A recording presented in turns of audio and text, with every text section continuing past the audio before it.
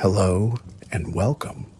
Whether you're listening beneath a quiet night sky or resting during a calm moment of the day, this gentle journey invites you to step into a world newly emptied and newly full of possibility. Make yourself comfortable, let your breathing slow and deepen. Allow the sounds of the present to fade as we drift back to a time when the earth itself was beginning again. This is the rise of mammals after the dinosaur extinction, a calm, reflective exploration of how life quietly reshaped the planet after a great ending. Take a slow, steady breath. As you exhale, imagine a world washed clean by time, forests growing back beneath open skies, rivers flowing through silent landscapes once ruled by giants.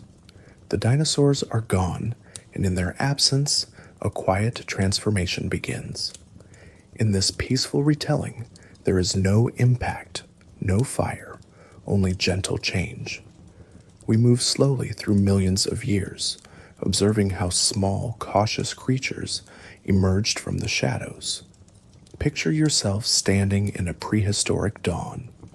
The air is warm and still. Ferns and early forests stretch across the land. Tiny mammals scurry softly among leaves, unaware that they carry the future within them. Though you remain comfortably where you are, you may sense the calm patience of evolution, slow, steady, and unhurried. In the chapters ahead, we'll explore how mammals rose after the extinction, how they adapted, diversified, and gradually filled the world with new forms of life. We'll move gently through this ancient story, letting deep time unfold like a long, peaceful breath. For now, settle in, breathe deeply, and allow this serene journey into Earth's renewal to begin. The end of the age of dinosaurs. 66 million years ago, the late Cretaceous world was vibrant and warm, a planet ruled by dinosaurs of all shapes and sizes. Mammals at that time lived in the shadows, tiny shrew-like creatures scurrying underfoot, occupying niches the giant reptiles left untouched. This primeval balance persisted for over 160 million years. Then, in what seems like an instant, everything changed. An asteroid larger than Mount Everest slammed into the Earth with unimaginable force. The impact site, near what is now Mexico's Yucatan Peninsula, exploded with the energy of over 1 billion nuclear bombs. In its wake came towering tsunamis, global wildfires, and a pall of dust and soot that choked the skies. Sunlight faded. For months or years, darkness and cold enveloped the globe. Vegetation withered, food chains collapsed, and one by one the mighty dinosaurs met their end. Except for a few birds, the only dinosaurs to survive into our time, every dinosaur species perished in this cataclysm. The grand age of dinosaurs was over. This catastrophe, the Cretaceous-Paleogene, KPG, mass extinction, annihilated roughly 3 out of every 4 species on Earth. It was not a gentle turning of the page, but a sudden, violent punctuation mark in life's history. Mammals, often celebrated as the lucky survivors of this apocalypse, in fact barely escaped the same fate. New fossil evidence suggests the extinction struck mammals as hard as any group. Over 90% of mammal species were wiped out alongside the dinosaurs. For a moment, it seemed possible that mammals too would vanish, snuffed out just as they were poised for greatness. Yet in the soot and silence that followed the asteroid impact, a few resilient mammals clung to life. They were tiny creatures, most no larger than a rat or cat, that survived by staying low to the ground or sheltering in burrows and by eating whatever they could find.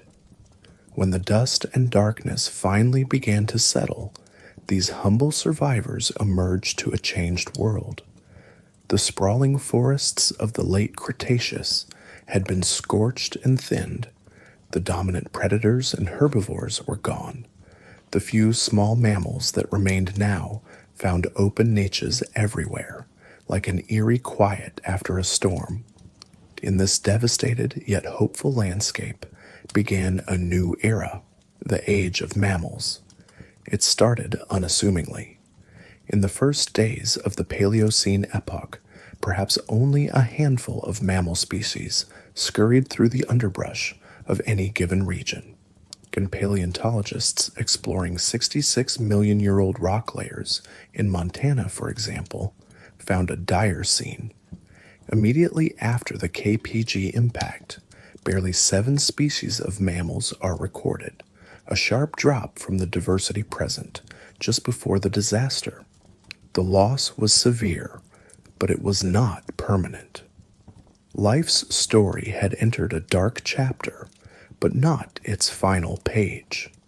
Those few survivors possessed advantages that would help them thrive in the post-dinosaur world. They were small, warm-blooded, and adaptable. Many could eat insects, seeds, or carrion, foods that persisted even when fresh green plants were scarce. They reproduced relatively quickly, allowing their populations to rebound once conditions improved. Slowly, under a still, gloomy sky, the mammals began to recover. In fact, they rebounded faster than anyone might have expected. Within only a few 100,000 years, a brief moment in geologic time, mammals not only regained their lost diversity, but doubled it, evolving new species and forms to fill the vacant roles in ecosystems. The Great Extinction had swept the stage clear, and now the curtain was rising on a new drama. Tiny and unheralded as they were, these furry little creatures would give rise to lions and whales, bats and elephants, and even humans. The world was scarred and quiet, but dawn was breaking. In the gentle light of the Paleocene, the Age of Mammals was about to begin. Early survivors in the Paleocene dawn. The Paleocene epoch, about 66 to 56 million years ago, opened on a planetary landscape much altered by catastrophe. We can imagine walking through an early Paleocene forest in what is now North America. The air is warm and humid, the ground tangled with ferns and fungus that bloomed in the extinction's aftermath. New growth is sprouting. Hardy plants like ferns and palm-like trees begin to reclaim the barren patches where towering Cretaceous forests once stood. There is a hush absent the old dinosaur calls. Instead, the rustle in the underbrush comes from mammals, small and furtive, but alive, going about the business of survival. These early Paleocene mammals were the lucky heirs of a broken world. Most were tiny, no bigger than a squirrel or house cat, but already they were diversifying into myriad forms. Some scurried in the leaf litter, eating insects. Others climbed shrubs in search of fruits. A few perhaps dug for worms or grubs in the damp soil. In the absence of Tyrannosaurus and other predators, mammals even tentatively stepped up as carnivores. One group of Paleocene mammals, the Triisodontids, became fearsome hunters, described as wolves on steroids, for their powerful jaws and bone-crushing teeth. Life was still tough, resources were limited, and competition was fierce, but for the first time, mammals were exploring larger body sizes and new diets without looking warily over their shoulders for giant reptilian foes. In these first 10 million years after the dinosaurs, evolution experimented exuberantly with the mammalian form. Paleontologists often refer to the Paleocene as a time of archaic mammals, creatures quite different from those we know today, yet clearly our distant kin. Their fossils paint a picture of strange beasts that don't fit neatly into modern categories. For example, in the early Paleocene forests of New Mexico lived an animal named Ectoconus, an herbivorous mammal with clawed feet and a sturdy build, about the size of a small dog. Ectoconus belonged to a broad group called condylarths, which were among the world's first hoofed plant eaters. They had no modern exact equivalents, but we can think of them as precursors to today's ungulates, the hoofed mammals like deer or elephants. These condylarths thrived by browsing on the lush Paleocene foliage, and some grew substantially larger than any mammal had during the dinosaur era. In fact, within just a few million years after the extinction, the largest mammals on Earth swelled from rat-sized to cow-sized. This was an extraordinary burst of growth and diversification and adaptive radiation fueled by newfound opportunities. As one scientific account put it, after barely surviving the asteroid Brimstone, the Paleocene mammals rapidly inflated their bodies from rat-sized to cow-sized and evolved diverse diets and behaviors to exploit the open niches. Nature, it seems, abhors a vacuum, and mammals eagerly filled the voids left by extinct reptiles. Not all early mammals were placental, the group that includes most modern mammals. In South America and Australia, for instance, early Paleocene ecosystems were also inhabited by marsupials and their relatives, mammals that birth tiny, underdeveloped young and often carry them in pouches. These Metatherian mammals had flourished alongside placentals in the Cretaceous, especially in the southern continents, and a few lineages managed to survive the extinction as well. They remained important players in places like South America, where one marsupial group evolved into the Sparassodonts, formidable carnivores with slicing teeth that would dominate as top predators for millions of years to come. Meanwhile, an even more ancient lineage, the monotremes, egg-laying mammals like the platypus, clung to existence in refuges like Australia. Only a scant few monotreme species survived into the New Age, but their persistence was a living reminder of mammals' Mesozoic origins. Thus, the Paleocene was a time of survivors and pioneers. Multiple mammal lineages, placentals, marsupials, monotremes, all navigated the unstable post-extinction world, each adapting in their own way. What was this early Paleocene world like, beyond the shadow of extinction? Paradoxically, after the initial impact winter ended, Earth's climate rebounded into a greenhouse warmth. By a few million years into the Paleocene, global temperatures were higher than today, and lush tropical forests carpeted much of the planet. Fossils show that even near the poles, where night shrouds half the year, the climate remained mild. Alligators and crocodiles swam in high-latitude swamps, and broadleaf trees grew in Alaska and Antarctica. Mammals prospered in these steamy climates. They spread into new environments, evolving the skills needed to thrive. For instance, early Paleocene mammals developed more efficient ways to move. Their limb bones and joints hint at creatures that could dig, scamper, climb, or even bound at speed. Studies of their skeletons reveal surprisingly diverse modes of locomotion, suggesting that even these generalist, archaic mammals were adapting to different lifestyles. Paleontologists have also uncovered clues about their growth and reproduction. By examining microscopic growth lines in Paleocene mammal teeth, Scientists determined that these mammals grew relatively fast and likely gave birth to well-developed, larger young. In essence, they were true placentals, investing more in gestation so that their babies entered the world robust and capable, a reproductive strategy that probably gave them a leg up in a recovering ecosystem.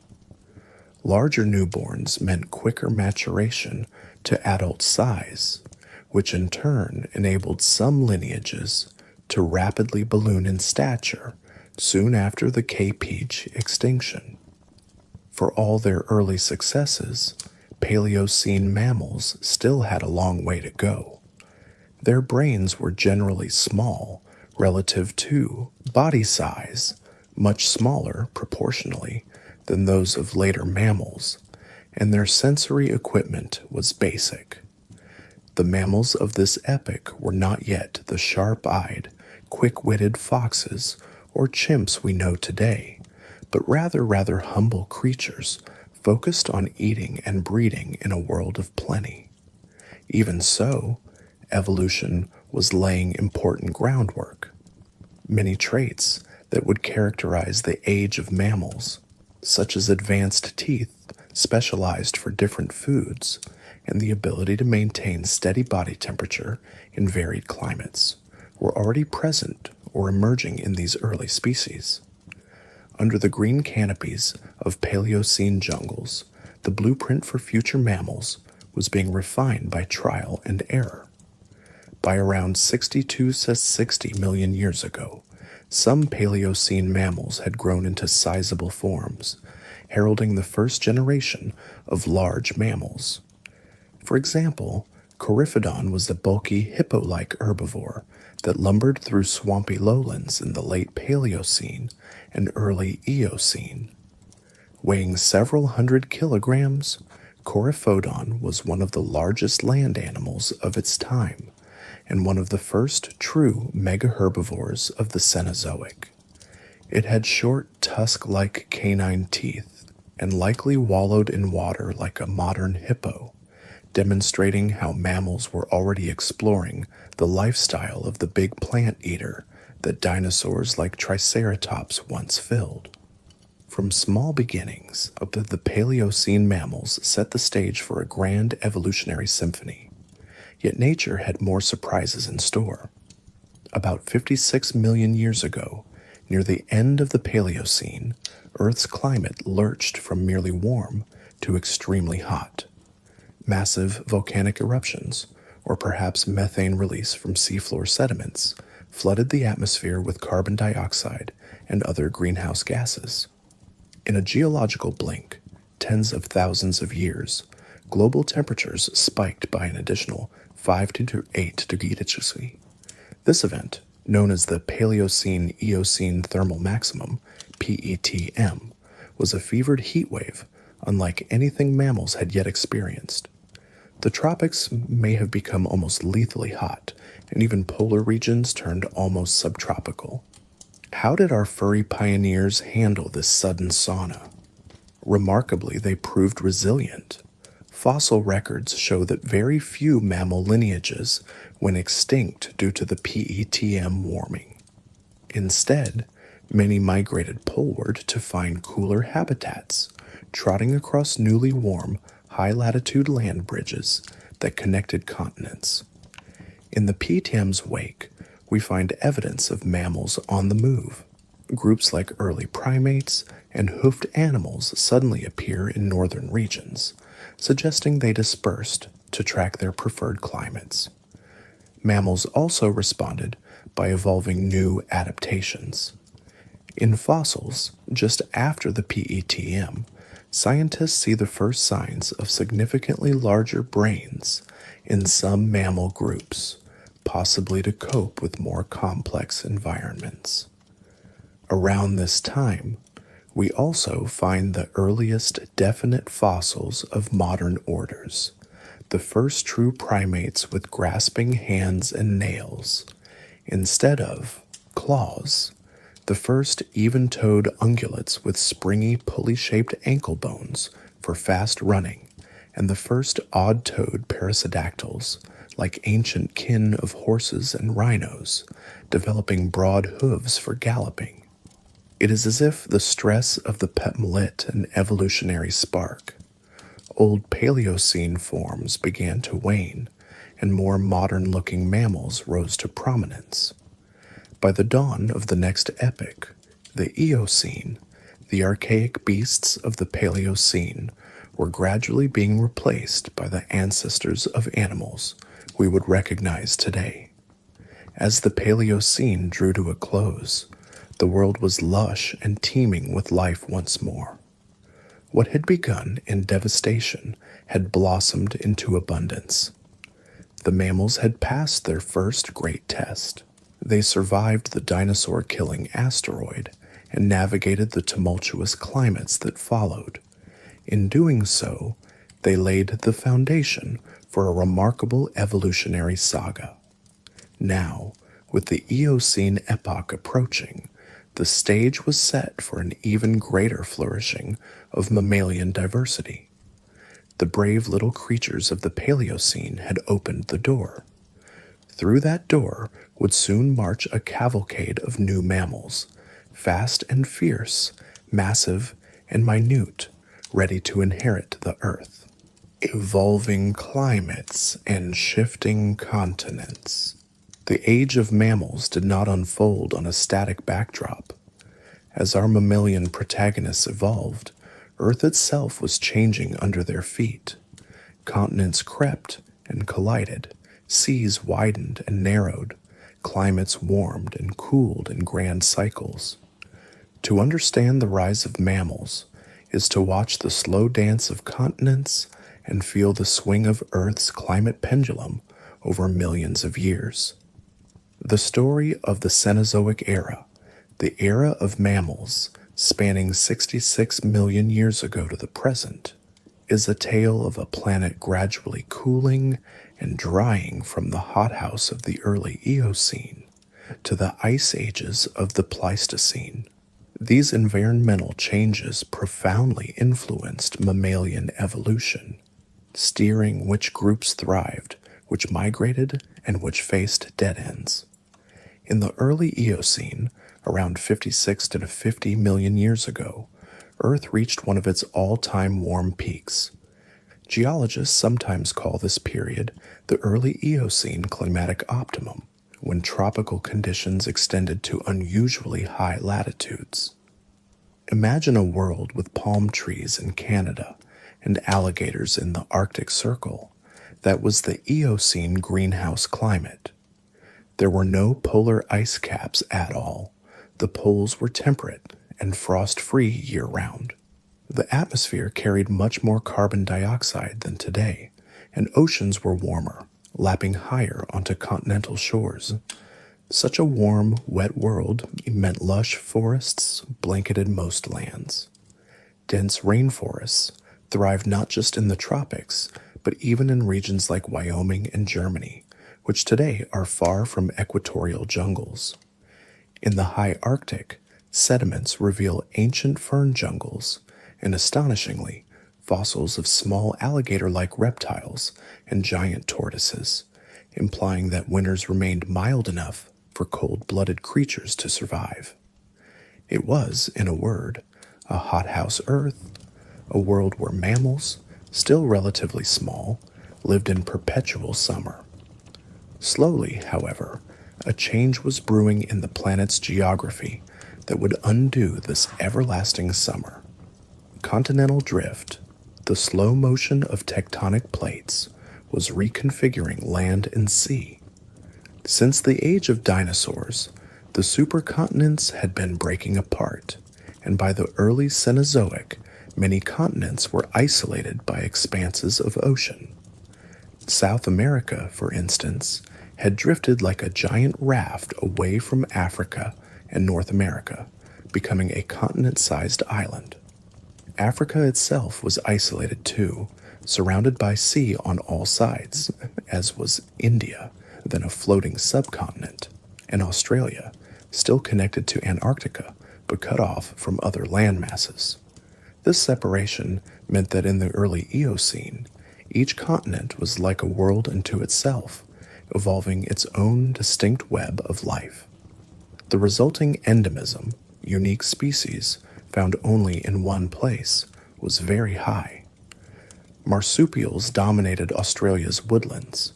Unusual placental mammals, like early elephant relatives and hyraxes, prowled Africa.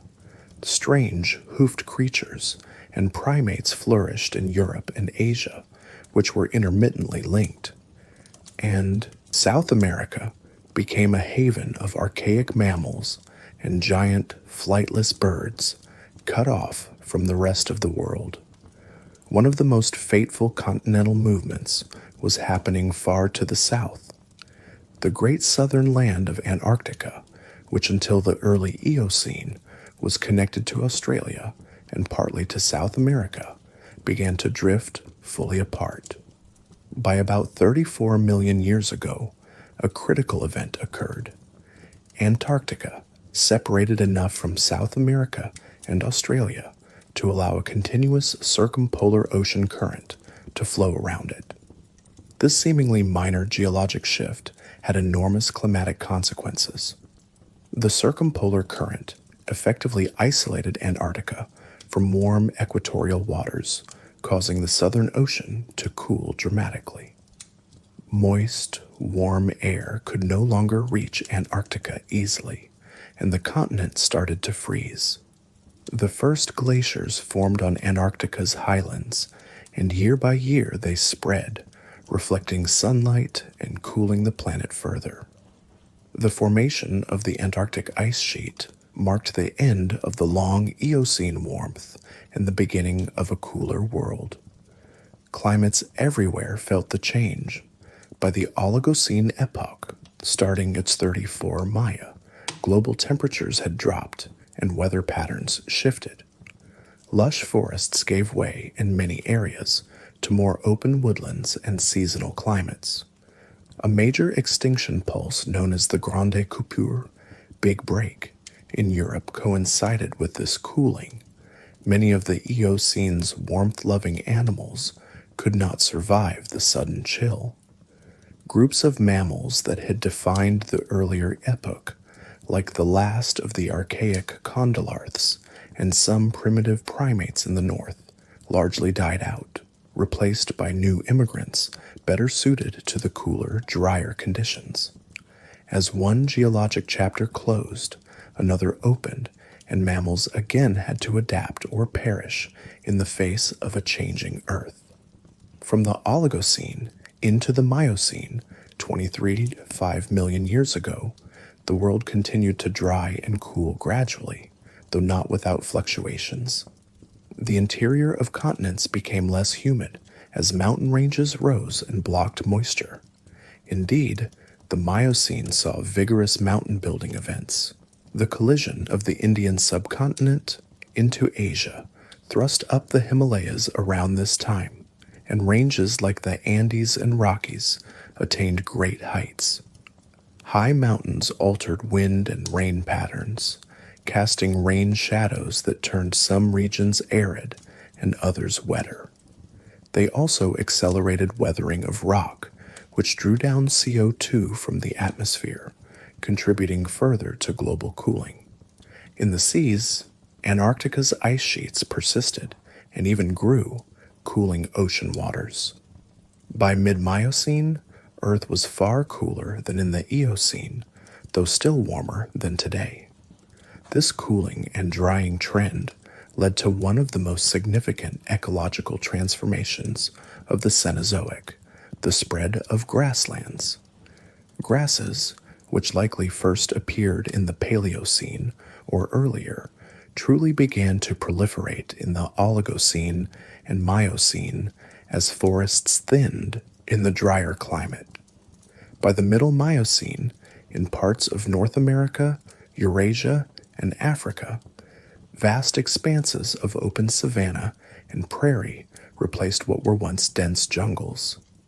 These grasslands were unlike anything the world had seen before, ecosystems dominated by tough, fibrous grasses with deep root systems and a propensity for quick regrowth. especially after fires, which became common in the dry seasons. Grasses carried tiny silica particles called phytoliths in their leaves, which wore down the teeth of any animal that grazed on them. This set the stage for an evolutionary arms race between grasses and grazers, as we will soon explore. The Miocene also witnessed sea levels falling as more water became locked in polar ice, which exposed land bridges between continents. Most notably, a broad connection formed between Africa and Eurasia about 18 to 20 million years ago when the Tethys Sea shrank. This allowed African mammals to pour into Europe and Asia, and vice versa. Elephants and ancestral giraffes trotted out of Africa, while bears, cats, and ungulates from Eurasia ventured into the African plains.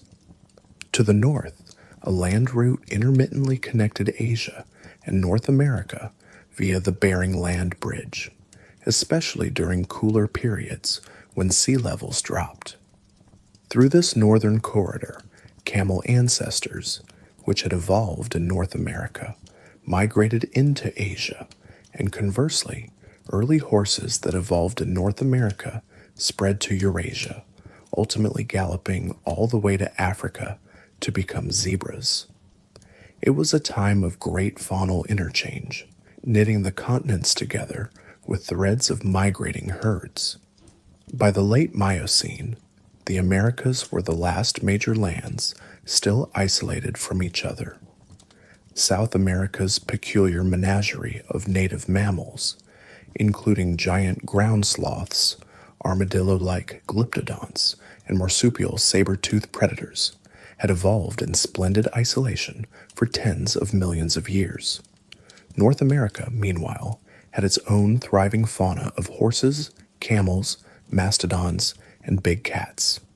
As the Pliocene epoch dawned, around 5 Mia, geological forces finally closed the gap. Volcanic activity raised a land bridge in Central America, connecting North and South America and initiating the Great American Biotic Interchange.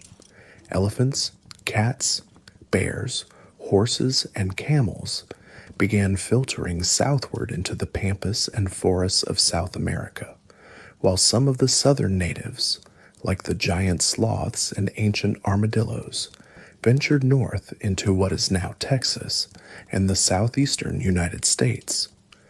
Surprisingly, this massive exchange of large animals did not immediately cause extinctions by direct competition. Instead, many invaders coexisted with native species for some time. When extinctions did occur in the late Pliocene and Pleistocene, they were more often related to climate changes and habitat shifts than to head-to-head competition. Still, by the end of the interchange, South America's ecosystems had been transformed. Marsupial carnivores and terror birds dwindled, while placental carnivores like jaguars and wolves became dominant.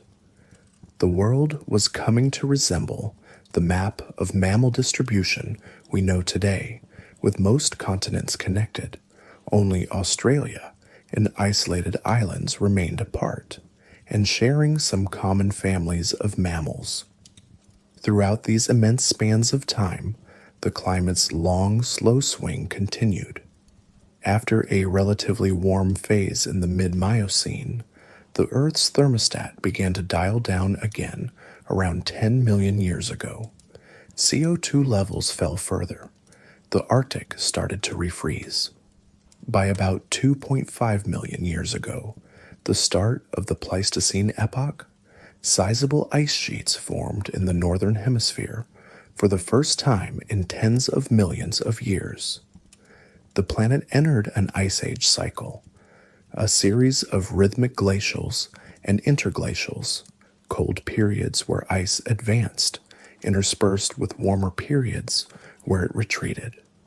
This rhythmic pulsing of the ice sheets would profoundly affect the mammals of the Quaternary period and is a story we will delve into shortly. But the big picture point is this.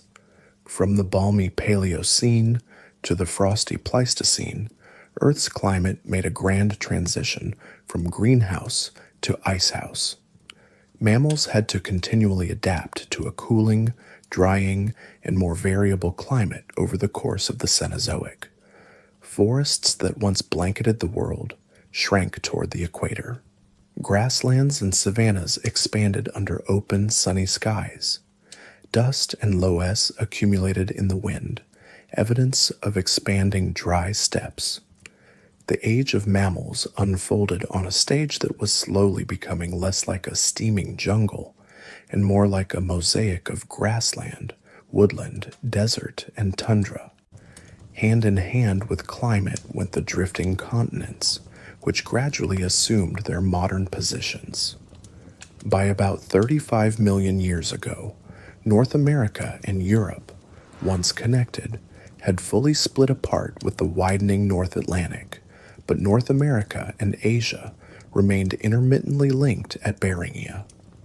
India's collision with Asia raised the Himalayas, while Africa's collision with Eurasia created the Mediterranean Sea as a remnant of the Tethys and formed land routes enabling creatures, and ultimately early hominins, to move between those continents. Australia, ferrying its marsupial cargo, drifted further north into more tropical latitudes, ensuring that its fauna evolved largely apart. Antarctica froze at the South Pole, and much later, Greenland began to glaciate in the north. By the late Neogene, 5 to its 3 Maya, the continents looked very much as they do now. This provided a familiar geography on which the drama of the ice ages and the rise of humans would play out. In summary, the world that mammals inherited kept changing under them. Climate change, from steamy Eocene heat to oscillating Pleistocene cold, repeatedly challenged mammalian life, sometimes pruning lineages that could not cope, other times opening new opportunities like grazing the prairies or crossing newly exposed land bridges. And continental drift alternately isolated and reconnected faunas, leading to unique evolutionary experiments in one locale and then mixing them with others later on. These twin engines, climate and tectonics, set the stage for mammalian evolution's major chapters. With this ever-shifting backdrop in mind, we can now look more closely at how mammals themselves diversified and spread, blossoming into the astonishing array of forms that characterize the Cenozoic era. Diversification in the Eocene and Miocene. As the Paleocene gave way to the Eocene epoch, mammal evolution kicked into high gear. It was during the Eocene, about 56 to 34 million years ago, that the cast of characters of the mammalian world truly began to look familiar. The archaic holdovers from the dinosaur age were gradually replaced or transformed into the precursors of modern orders. The first true primates, the first rodents, early horses and rhinos, ancient elephants, whales, bats, and many more made their debut in this period. If the Paleocene was a quiet dawn, the Eocene was a bright morning, teeming with evolutionary innovation under the still warm greenhouse climate. One of the hallmarks of the early Eocene was the increase in mammal size and diversity. With warm forests blanketing the continents, herbivorous mammals thrived on abundant vegetation, and some lineages evolved much larger bodies than their forebears. By the Middle Eocene, it was not uncommon to find mammals the size of modern pigs or cows roaming in the open woodland clearings. The fossils of Messel in Germany, a famous Eocene site, and the Bridger Formation in Wyoming, USA, reveal a menagerie of medium to large-sized beasts. There were early perissodactyls, the odd-toed hoofed mammals, such as tapir-like and horse-like forms. For example, Hyracotherium, also known as Eohippus, the dawn horse, lived in Eocene forests of North America and Europe. This tiny horse ancestor stood only about 30 to 60 centimeters at the shoulder, the size of a dog, and scampered on four-toed front feet, browsing on soft leaves in the shady understory. Over time, some horse lineages grew larger and began to adapt to more open habitats, a trend we see in fossils by the late Eocene and Oligocene. Similarly, the Eocene welcomed the first artiodactyls, the even-toed hoofed mammals, which include ancestors of today's deer, cattle, pigs, and camels. Early artiodactyls were relatively small and forest-dwelling, but they quickly diversified. A group of small deer-like creatures called leptomeryx, for instance, appears in the late Eocene. They had slender limbs and likely were agile forest browsers. The foundations were being laid for the great herds of ungulates that would later dominate grasslands. Perhaps the most dramatic evolutionary story of the Eocene is that of whales. Yes, the largest creatures ever to exist, the whales, began as land-dwelling mammals, and their transition to the ocean depths unfolded during the Eocene. In rocks about 50 million years old from Pakistan and India, paleontologists have discovered extraordinary fossils of early whales like Pachycetus and Ambulocetus. These creatures look nothing like modern whales. Pachycetus, for example, was a four-legged animal about the size of a wolf that lived near rivers and coasts. It had a long skull with sharp teeth and likely waded in shallow water hunting fish. Over the next 5 to 10 million years, a succession of intermediate forms shows how whales' ancestors became more and more aquatic. Ambulocetus, walking whale, had larger paddle-like feet for swimming. Rhodhocetus had a more streamlined body and stronger tail. By Pseudophori, Basilosaurus, and Dorudon appeared, fully marine whales with elongated eel-like bodies and tiny hind limbs that could no longer support them on land. Basilosaurus, at over 15 meters long, was among the largest animals of the Eocene oceans. This astonishing transformation from land mammal to sea leviathan was well underway before the Eocene ended. The evolutionary path of whales is so well documented by fossils that we can almost imagine seeing the stages. A hoofed, wolf-sized creature ventures into the water for food. Generation by generation, its legs become flippers, its nostrils shift atop its head, becoming blowholes, and its body becomes fish-like. By the end of the Eocene, mammals had conquered the marine realm. Creatures like Basilosaurus and Dorudon ruled the seas as true whales, pursuing prey in warm Eocene oceans, a niche that in the Mesozoic had been occupied by marine reptiles. With whales in the oceans and bats in the air, the first bats appear as fully formed flyers in Eocene fossils, as we discuss shortly. Mammals now occupied land, sea, and sky, mirroring in a way the dominant roles dinosaurs once held. In the Eocene skies, another remarkable mammalian innovation took wing: bats. The oldest known bat fossils come from the early Eocene, 52 to of North America, and they are startling in that they look almost like modern bats. These bats, genera like Icaronicteris and Onychonicteris, already had well-developed wings, elongated finger bones supporting a membrane, and features suggesting true powered flight. They likely could echolocate, though scientists debate if the earliest ones did, enabling them to navigate and hunt insects in the night sky. Unlike birds, which had an extensive evolutionary lead on flight, bats seem to have taken to the air abruptly, leaving few transitional fossils. Paleontologists often note the lack of a known protobat with only gliding ability. Regardless, by the mid-Eocene, bats were flitting through the dusky forests, filling the nocturnal niche of flying insect predator, another sign of how varied mammalian life had become. Eocene forests not only saw new herbivores and flyers, but also new predators. After the dinosaur extinction, there was an interval when non-mammalian predators held sway in some ecosystems.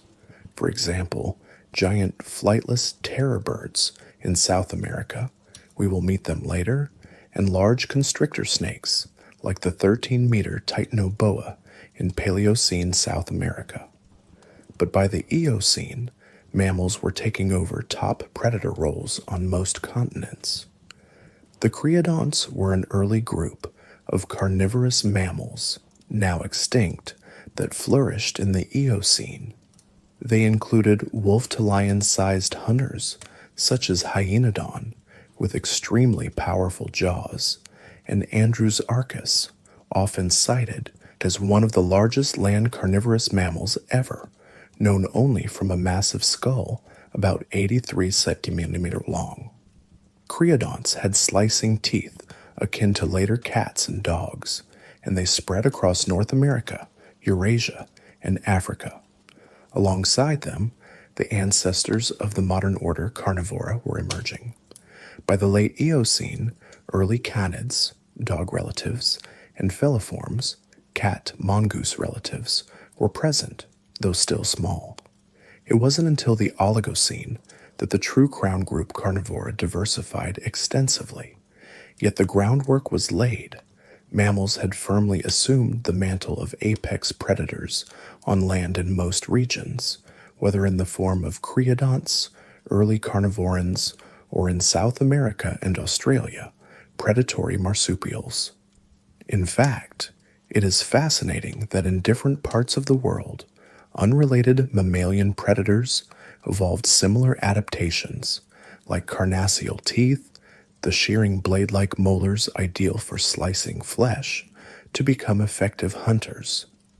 This convergent evolution occurred in sparacidont marsupials in South America, in the creodonts, and in true cats and dogs, showing how certain tools, sharp meat-shearing teeth, were consistently favored for the role of carnivore.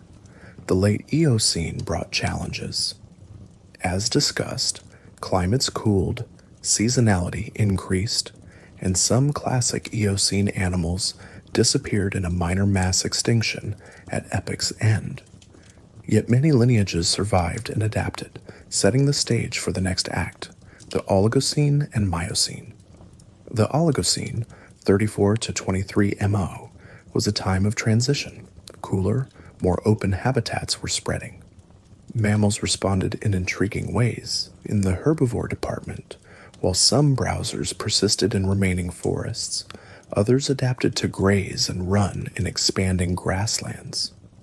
By the Oligocene, we find the first evidence of hypsodont, high-crowned teeth, in some herbivorous mammals, an adaptation for grinding down tough, gritty grass without wearing out. For example, the early horse Mesohippus of the Oligocene grew taller and had more robust teeth than its Eocene forebears, presaging the later evolution of true grazing horses. Rhino-like mammals also diversified. The Oligocene of Asia saw the rise of Indricotherium, Paraceratherium, a hornless rhinoceros relative that stood nearly 5 meters at the shoulder. Indricotherium, often called the giraffe rhinoceros, is estimated to have weighed 15 to 20 tons, making it the largest land mammal known to have ever lived. Its gigantic size, surpassing some sauropod dinosaurs in weight, exemplifies a trend in the Oligocene-Miocene. Certain lineages of mammals attained enormous proportions when ecological conditions allowed, lush vegetation, and lack of competition with other large herbivores. Indricotherium browsed high in the treetops of Central Asia's woodlands, a towering contemporary of early elephants and rhinoceroses. It was in the Miocene epoch, however, that mammalian diversity perhaps reached its zenith. The Miocene, when 20 threats at 5 meses, sometimes dubbed the Golden Age of Mammals, when most modern families of mammals became well established. The expansion of grasslands in the Miocene spurred a burst of evolution among hoofed mammals. Consider the horses. In the early Miocene, horses like Parahippus and Merychippus evolved to become fast-running, one-toed grazers with long legs built for the steppe. Their side toes were reduced, leaving a single hoof that allowed more efficient galloping on firm ground. Their teeth developed high crowns with complex ridges, perfect for grinding tough grass blades, rich in silica. These horses grew larger than their forest-dwelling ancestors, some approaching the size of modern ponies, and by the Middle Miocene they were abundant across North America and soon spread to Asia and Africa. Alongside the horses, camelids, the camel family, flourished in North America's open landscapes, evolving long limbs and specialized feet for trotting over dry plains. On the other side of the world, Africa's Miocene savannas saw an evolutionary radiation of antelope and bovids, early cattle, sheep, gazelles, which rapidly diversified into grazing herds as grasslands took hold. The Miocene was also when elephants, proboscideans, truly came into their own. Early elephants, like Gomphotherium, spread from Africa into Eurasia and North America via land connections. They had 4 tusks and were more primitive than modern elephants, but they were versatile browsers and grazers and gave rise to many descendant species on multiple continents. Predators, too, kept pace.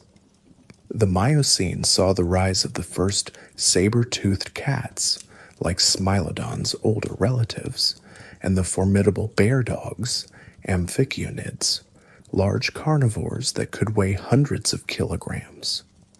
There were also gigantic hyenas and felids, and the continued presence of earlier-style carnivores, like Hyenodon, still hanging on in the early Miocene.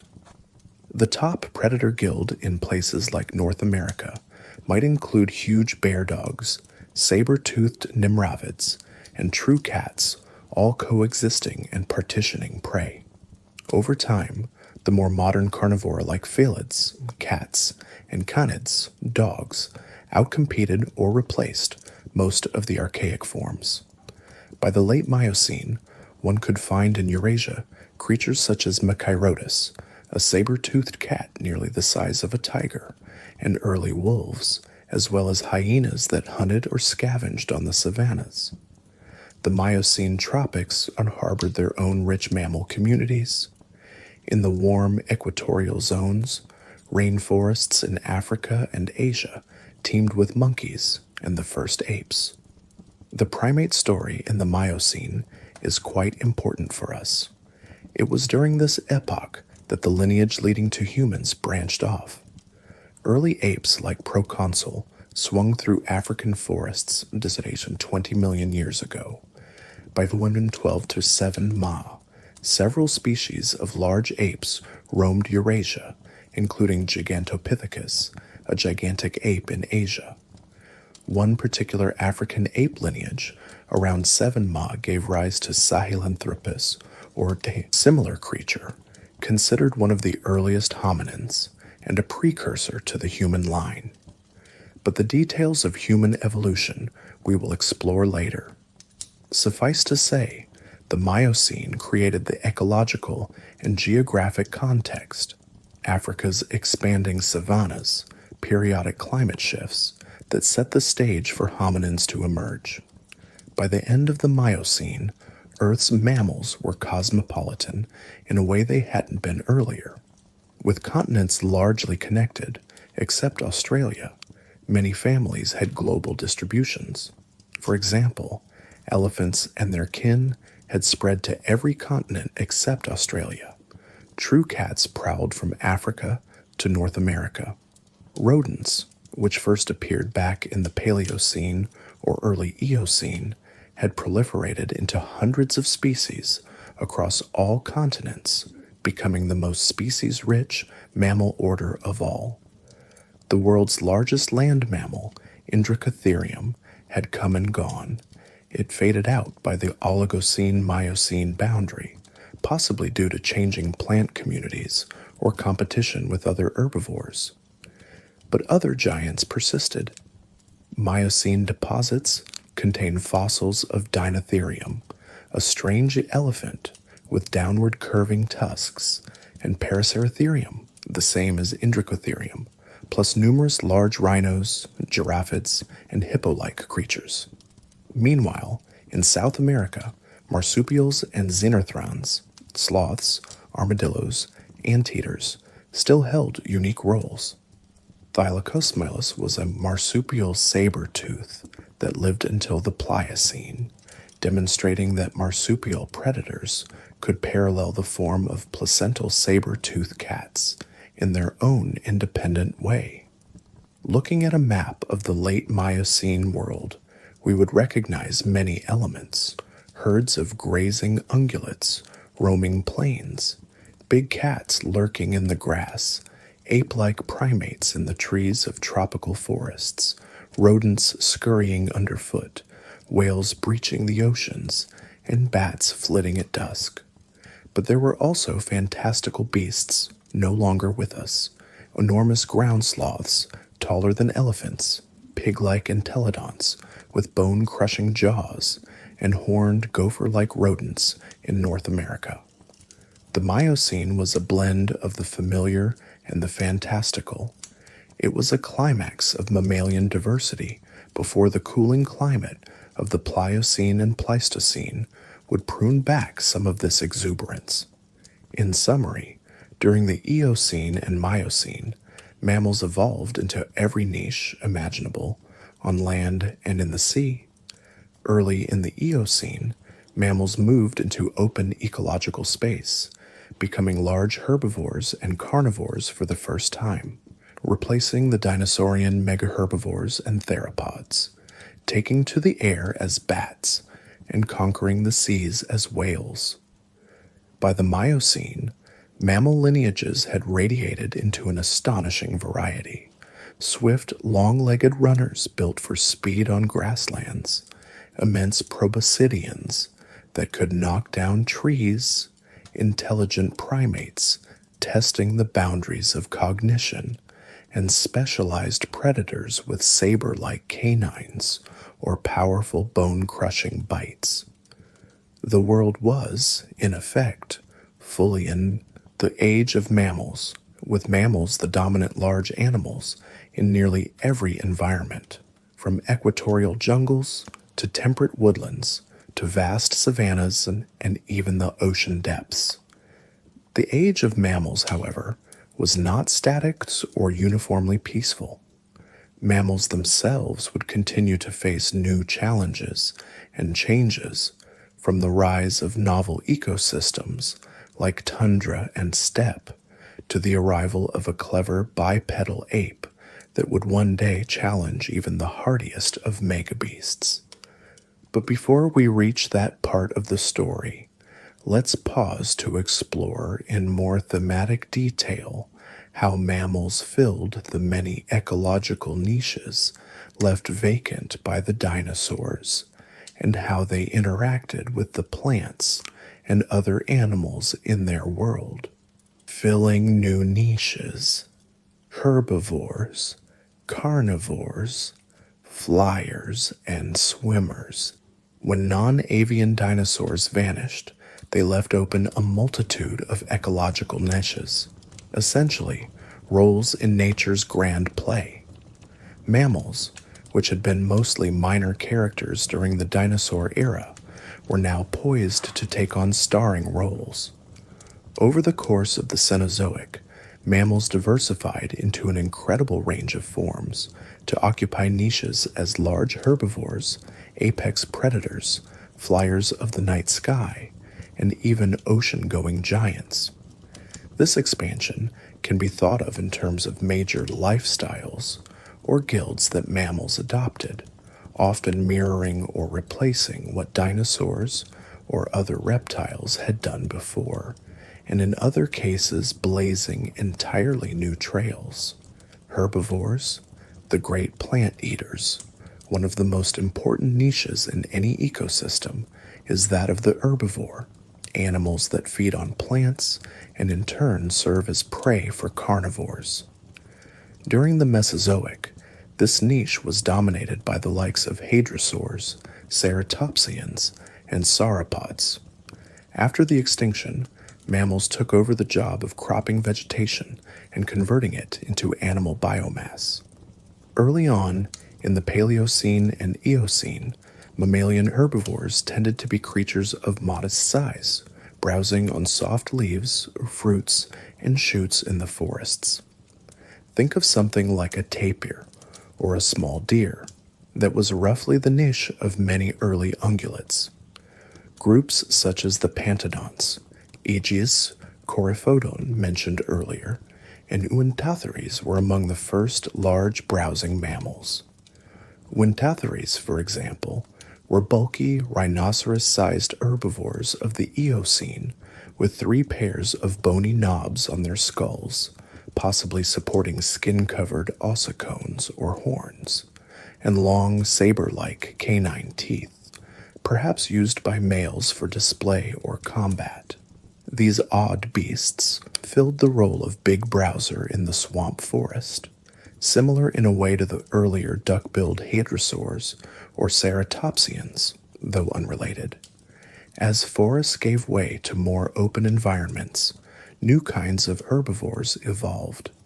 Mammals developed high-crowned molars and complex grinding surfaces to tackle tougher vegetation like grasses which wear down teeth quickly. Many herbivores became taller or swifter to cover more ground in search of food. We see the transition vividly in the horse lineage. Eohippus, Heracotherem, of the Eocene was a small, slow forest browser with low, bumpy teeth for soft leaves. By the Miocene, horses like Merychippus had high-crowned teeth with ridges ideal for grinding grass and longer legs for fast running over open plains. In parallel, antelopes and bovids in Africa acquired high-crowned teeth and multi-chambered stomachs to digest fibrous savanna grasses, innovations that let them exploit an abundant but challenging food source. Mammalian herbivores also assumed great size, replicating and even exceeding the bulk of earlier reptilian mega-herbivores. We mentioned Indricotherium, the giant hornless rhino, towering over Eocene-Oligocene Asia. In the Miocene and Pliocene of Africa, some elephant species and giraffids reached impressive sizes. By the Pleistocene, mammal herbivores included the Columbian mammoth, standing 4 meters at the shoulder and weighing perhaps 10 tons, grazing across Ice Age North America. In Eurasia, the woolly mammoth was slightly smaller, but still around 3 meters tall and 6 tons, adapted to cold grasslands with a shaggy coat. Mammals even produced creatures larger than almost any dinosaur. The blue whale in the sea, albeit an herbivore of a different sort, filtering tiny plankton, would reach lengths of 30 meters and weights of 150 tons, dwarfing even the largest sauropods. On land, the very largest dinosaurs, like Argentinosaurus, might have been heavier than any land mammal, but the gap isn't huge. Some Pleistocene elephants and Indricotheres were on the order of 15 to 20 tons, within a factor of 2 of those dino giants. So, in terms of fulfilling the role of large herbivores shaping vegetation and serving as prey for carnivores, mammals rose spectacularly to the occasion. They developed herding behavior, social structures, and mutualistic relationships with plant life. For example, many plants evolved fruits and nuts specifically to entice mammals to disperse their seeds. In fact, the success of grasses as a biome is partly tied to grazing mammals. Grasses evolved traits like rapid regrowth from the base so they can be continuously nibbled and not die. And silica defenses, mammals responded with ever-growing teeth and symbiotic gut bacteria to break down cellulose. This coevolution of grasses and grazers is one of the defining ecological sagas of the Cenozoic. Carnivores, the hunters and scavengers, taking down large herbivores or controlling smaller prey populations required carnivores, and mammals also delivered on this front with a diversity of predators. In the dinosaur era, apex land predators were huge theropod dinosaurs like T-Rex, and secondary predators included crocodilians and predatory pterosaurs or marine reptiles in their realms. In the Cenozoic, mammals created their own league of extraordinary hunters. We've touched on the early creodonts and carnivorans that stepped in. Let's paint a more vivid picture. Imagine the Oligocene plains of Mongolia. There, fossils reveal the footprints of an impressive chase. A three-toed horse, Mesohippus, flees across the scrub, being pursued by a big cat-like creodont, Hyenodon. Hyenodon has long jaws and could crunch bone. It might weigh about 40 to 50 koks. The little horse zigzags, but the predator is relentless. This was one of many such interactions in Oligocene ecosystems. Fast forward to the Miocene of North America. A herd of camels is stalked by a saber-toothed cat, an early Smilodontian, hiding in the brush. Nearby, a huge bear dog, Amphicyon, lumbers, ready to steal a kill or run down a sick animal. These scenarios illustrate how mammals diversified into various forms of carnivores, from pursuit hunters to ambush stalkers to bone scavenging, hyena-like forms. A key innovation for mammalian carnivores was the carnassial tooth configuration, a pair of shearing teeth, usually the last upper premolar and first lower molar, that act like scissors to slice flesh. This trait evolved independently in several carnivorous mammal lineages, a wonderful example of convergent evolution. It appears in the creodonts, in marsupial predators, and in the true carnivora, highlighting its utility. With these specialized teeth, mammals could efficiently process meat, giving them an edge as top predators. In taking up the predator role, mammals also explored many body plans. We got wolf-like canids for endurance pack hunting, big cats for solitary stalking and pouncing with retractable claws and powerful forelimbs, hyenas for bone crushing and pack scavenging, weasels for pursuing small burrowing prey with slender bodies, and bears which in some cases became omnivorous giants. Not to be forgotten are the marine mammal carnivores, the dolphins and orcas, which took on roles akin to marine predators like mosasaurs and plesiosaurs of old, using echolocation and intelligence to hunt fish and even other marine mammals. And, unique among mammals, the pinnipeds, seals, sea lions, walruses, emerged in the Oligocene as semi-aquatic fish and mollusk hunters, bridging the gap between land and sea. Mammalian carnivores even gave rise to the largest predator ever known. The orca, killer whale, and its extinct relatives like Leviathan, an ancient sperm whale with teeth as big as T-Rexes, were apex predators of the ocean capable of preying on large whales. In the late Cenozoic oceans, intelligent air-breathing mammals, like orcas and giant predatory sperm whales, filled the ecological shoes of the Cretaceous mosasaurs. It's also worth noting the marsupial carnivores in places isolated from placental competition. In Australia, marsupial lions, Thylacoleo, with shearing incisors, and marsupial wolves, the thylacine, evolved to be top predators in Pleistocene ecosystems, showing that even without placentals, mammals could iterate the carnivore archetype with different evolutionary starting points.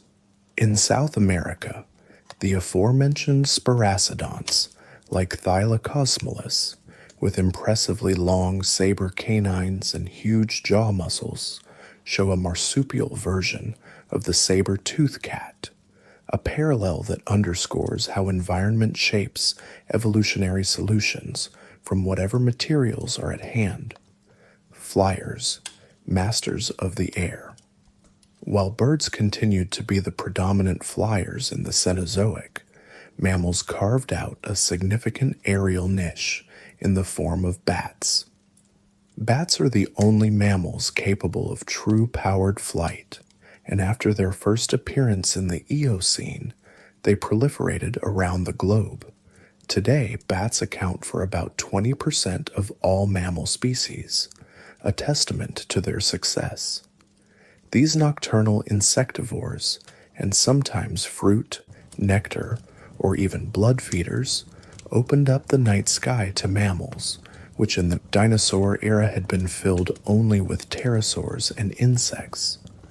The advantage of flight for mammals was the access to rich feeding opportunities, flying insects at night, fruits on tree canopies, and avoidance of many ground predators. Bats evolved remarkable echolocation abilities, using high-frequency calls and echo reflections to see their surroundings in the dark.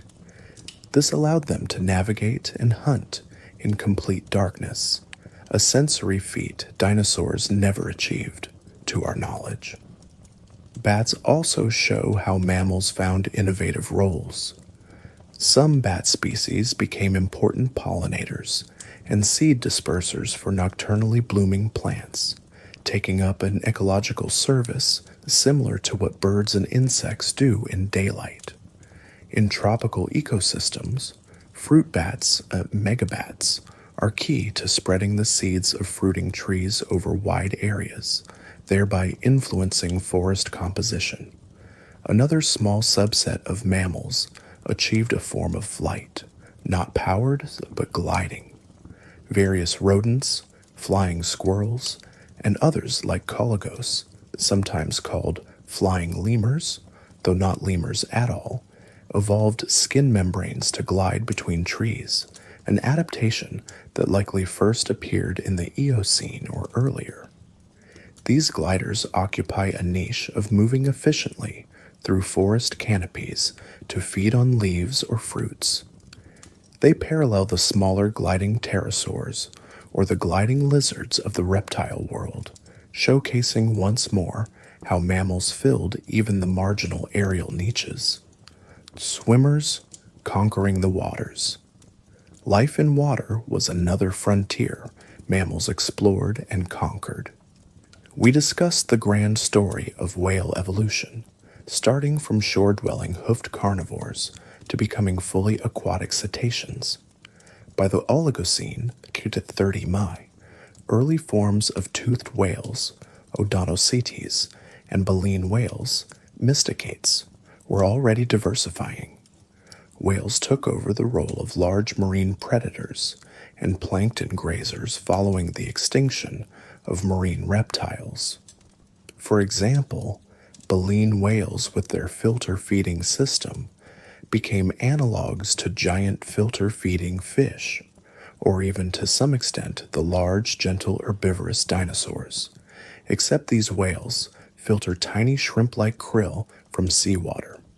Blue whales, as noted, are the largest animals ever known on Earth, living or extinct, exceeding even the mightiest dinosaurs in size. This is possible in part because water buoys their massive weight, but it also speaks to the rich productivity of the oceans that can support a 150-ton mammal on a diet of small crustaceans. Sirenians, the manatees and dugongs, are another group, herbivorous aquatic mammals that evolved perhaps in the Eocene as well, filling a niche similar to that of late Cretaceous marine reptiles like the herbivorous plesiosaurs or marine iguanas, grazing on seagrass meadows in warm, shallow seas. Sirenians, with their paddle flippers and slow, buoyant bodies, show how mammals even took up a sea cow lifestyle in the ocean. And let's not forget the pinnipeds, seals, sea lions, walruses. Evolving by the Oligocene-Miocene boundary, these semi-aquatic carnivorous mammals split their time between land, or ice, and water, hunting fish, cephalopods, and crustaceans in the sea. They replaced what might have been roles once occupied by marine crocodiliforms or certain fish. Their flexibility, giving birth on land but feeding at sea, gave mammals an edge in exploiting rich marine food sources without fully abandoning the land. In all these cases, mammals demonstrated a hallmark of their evolution, adaptability. Whether chasing swift prey, grinding down tough plants, gliding through air, or diving deep underwater, mammals modified their basic body plan: hair, warm blood, live birth, advanced brains, to fit nearly every environment on Earth.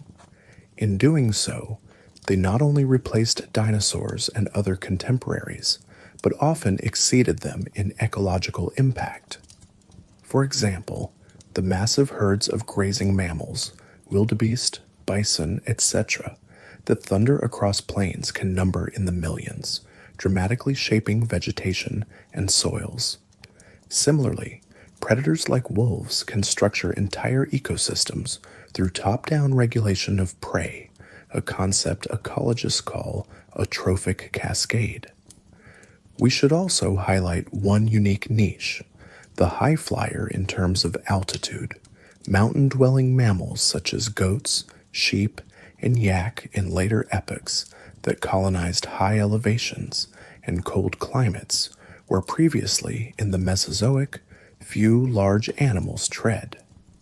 Mammals' warm-bloodedness and fur allowed them to invade cold realms, from high mountains to polar regions, that would have been challenging for the cold-blooded reptiles of old.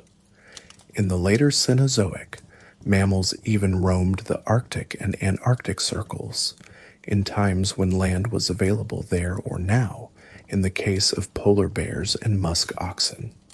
Penguins, birds, and some fish also cover polar niches, but mammals took on roles like the polar bear, the only bear to specialize in marine hunting on ice, effectively occupying the niche of a top polar predator. To sum up, in the grand ecological theater post-KPG, mammals auditioned for and secured almost every major role. They became the giant herbivores shaping plant communities, from the Paleocene's cow-sized ungulates to Miocene elephants to the Ice Age mammoths and beyond. They became the apex predators and myriad mesopredators controlling animal populations, from saber-toothed cats to tiny weasels. They filled the skies at night with fluttering bats and even daylit forest canopies with gliders, complementing the birds. They plunged into the oceans, evolving into both the largest predators, like orcas, and largest grazers, blue whales, the planet has ever seen. Through it all, mammalian traits like high metabolism, parental care, intelligence, and social behaviors helped them succeed in these niches. It is worth noting that mammals often brought a new level of social complexity to these roles. Many Herbivorous mammals form herds or complex social groups. Elephants with matriarchal herds, horses with harems, etc. And many carnivores hunt in packs, wolves, lions, or groups, strategies that were less evident in dinosaur times.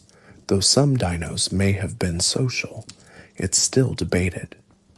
This social angle allowed mammals to exploit niches cooperatively, e.g., a pack of wolves can take down prey much larger than any lone wolf could, and a herd of musk oxen can defend against predators collectively. Such dynamics have been crucial in the success of mammals in various environments. Having examined how mammals spread into every ecological niche, let's consider how they lived with and among the other life around them. The plants they fed on, the other animals they encountered, and how together they built the ecosystems of the Cenozoic world. Interactions with flora and fauna. Mammals did not rise in isolation. They co-evolved in intricate interplay with plants, insects, and other animals. The Cenozoic era saw the flourishing of modern-style ecosystems, in which mammals often played keystone roles. Here, we explore how mammals interacted with their environment and fellow organisms, from munching on flowering plants and spreading their seeds, to competing or collaborating with birds and insects, to even changing the landscape itself. From the very start, mammals benefited from the angiosperm revolution. Flowering plants, angiosperms, had already begun diversifying in the late Cretaceous, but in the Paleocene and Eocene, they truly came to dominate many terrestrial ecosystems. These plants offered new types of food, fleshy fruits, nuts, and abundant seeds, a buffet that mammals were quick to exploit. Early Cretaceous mammals, like the multituberculates, had already adapted to eating seeds and fruits with their specialized teeth. In the Paleocene and Eocene, as forests regenerated after the K-Peach event, there was a fruitful partnership between fruit-bearing trees and mammals. Mammals such as primitive primates, bats, and many rodents consumed fruits, and by passing the seeds through their digestive systems or carrying and burying them, as squirrels do, dispersed those seeds far and wide. This mutualism helped flowering plants colonize new areas and, in turn, provided mammals with reliable food sources. One vivid example: many tropical fruit trees produce fruits that are specifically attractive to mammals, e.g., with strong odors or colors mammals can see, and encased seeds that survive gut passage. The Madagascan forests today, for instance, rely on lemurs, primitive primates, to disperse many large seeds. Analogously, in the Eocene, early primates and fruit-eating bats likely filled similar roles across various forests. Paleontological evidence, such as seeds found in ancient coprolites, fossil dung, suggests that herbivorous mammals were indeed spreading plant seeds millions of years ago, fostering the spread of rainforests and woodlands. Mammals also influenced plant evolution through herbivory pressure. As mammals grew larger and more numerous, they could overbrowse certain plants, which likely led plants to evolve defenses. Thorny bushes, tough leaves, bitter chemical compounds, many of these botanical defenses were present even in dinosaur times, but mammals added new selective pressures. Grasses, for example, evolved high silica content, the gritty phytoliths, which wear down teeth. In response, mammal grazers evolved ever-growing teeth and complex enamel folds.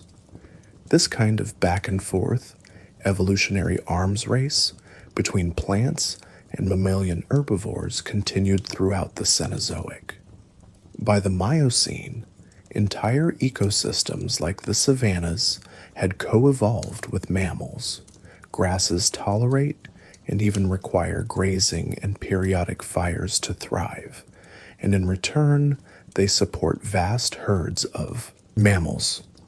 In fact, grasslands often experience regular fires, which kill tree saplings, but grasses quickly regrow from roots. Large grazing mammals further keep trees in check, maintaining open plains. Mammals thus didn't just respond to environments, they shaped them. The massive Pleistocene herds of bison in North America or wildebeest in Africa acted almost like ecological engineers, grazing and trampling such that they maintained prairie conditions. Studies suggest Ice Age megafauna played a role in maintaining the mammoth steppe, that extensive grassland that stretched across Eurasia and Beringia during glacial times. Their extinctions may have allowed shrubs and trees to encroach on former grasslands, showing how intimately mammal activities were tied to plant community structure. Mammals also interacted with the insect world in complex ways. Insects have always been both competitors for plant food and prey for insectivorous mammals, and sometimes partners, like bees pollinating plants that feed mammals fruit. Many early mammals were insectivores and helped keep insect populations in balance. Bats, notably, became crucial nighttime insect predators, consuming vast numbers of moths, beetles, and mosquitoes each night, and thus indirectly benefiting plants by reducing herbivorous insect pressures. On the other side, some mammals had to contend with social insects like ants and termites, to which some mammals responded by evolving specialized diets. The lineage of anteaters, pangolins, and aardvarks, though not closely related to each other, they convergently evolved, took to dining on colonies of social insects with long, sticky tongues and powerful claws for digging into nests. Their fossil history indicates that by the early Cenozoic, these insect-eating specialists were already present. The earliest known pangolins appear by the Eocene. Thus, mammals inserted themselves at various points in the food web, as insect controllers, pollinators, some bats, some primates, seed dispersers, and so on, weaving a tight web of dependencies with other life forms. Now consider interactions among different animal groups of the Cenozoic. Mammals not only had to worry about their own, they often contended or coexisted with reptiles and birds as well. For instance, the Paleocene and Eocene saw what one might call an alternative universe of predators. In South America and parts of Europe, the terror birds, family Forus racidae. These were large, flightless carnivorous birds, some over 2 meters tall, with powerful beaks built to strike and tear flesh. In South America, which lacked large mammalian predators for much of the Cenozoic due to its isolation, terror birds became the apex hunters. Species like Forus racos and later Kelenken could probably have preyed on dog-sized or even cow-sized mammals. Mammals and terror birds thus had predator-prey relationships. Fossils in Argentina show terror bird bones near those of small glyptodonts and rodents, hinting at their diet. When North and South America connected, Q3 Ma, the new placental predators like big cats and bears entered South America. It has often been suggested that these incoming mammal predators drove the terror birds to extinction through competition, but the fossil record indicates that many terror birds had already dwindled by then, possibly due to climate shifts or other factors. Still, It is a dramatic example of how mammals had to share, and sometimes contest, the role of top predator with other classes of animals. Similarly, in Australia, mammalian carnivores, mostly marsupials, coexisted with and eventually ceded the apex predator niche to a reptile, the saltwater crocodile, and in Pleistocene Australia, the giant croc quincana and a giant monitor lizard megalania may have been formidable predators. On many continents, crocodiles remained dangerous to mammals near waterways, e.g., antelopes or zebras at an African river can still fall prey to Nile crocodiles. In this way, even though mammals rose to dominance on land, they still interacted in food webs with ancient reptilian lineages. Large constrictor snakes, like pythons and boas, also preyed on mammals, and mammals developed strategies against them. Oh gee, some primates and mongooses can mob or kill venomous snakes. There were also mutualistic interactions between mammals and other animals. A charming example is the relationship between rhinos or zebras and oxpecker birds today. The birds perch on the mammals and eat ticks and parasites off their skin, benefiting both. It's likely that similar relationships go far back. Mammal fossils won't show it directly, but the long co-evolution of parasites and hosts suggests that birds or other small animals often helped mammals by removing pests and got a meal in return. Mammals also engaged in competitive interactions with each other and with other animals. For instance, in the north, there was a long-standing overlap of mammalian carnivores with large predatory birds, like eagles. The Haast's eagle of Pleistocene New Zealand, for example, was large enough to prey on the now extinct moa, giant flightless birds. Had mammals been present there, it might have targeted them too.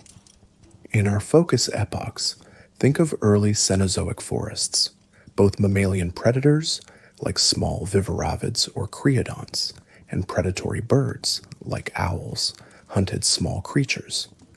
There's evidence in the form of an intriguing fossil owl from the Eocene of Colorado, Primoptinx, that had leg spurs to dispatch prey, possibly filling a niche similar to that of small mammalian carnivores.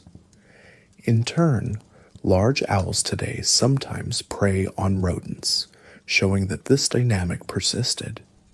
It's a subtle competitive overlap, nocturnal birds and nocturnal mammals competing for the same mice or insects under the moonlight.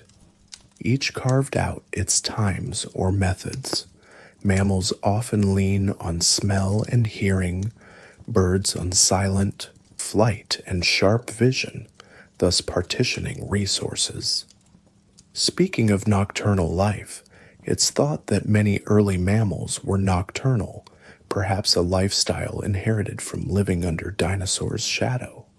Even after dinosaurs, mammals kept a strong presence in the night realm, while many birds and reptiles, being mostly diurnal and ectothermic respectively, were less active then. This allowed mammals to specialize in niches like night pollination, bats with night blooming flowers, and nocturnal predation. In reverse, the day saw mammals competing with birds and reptiles more directly. For example, hoofed mammals versus tortoises or versus flightless birds for grazing, or primates versus parrots for fruit. Each group found its comparative advantages. Another major interaction worth highlighting is between mammals and climate-to-judge landscape, not biotic per se, but mammals increasingly became geomorphic agents.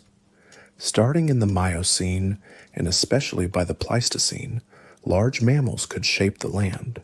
Elephants and mammoths knocked down trees, maintaining savanna.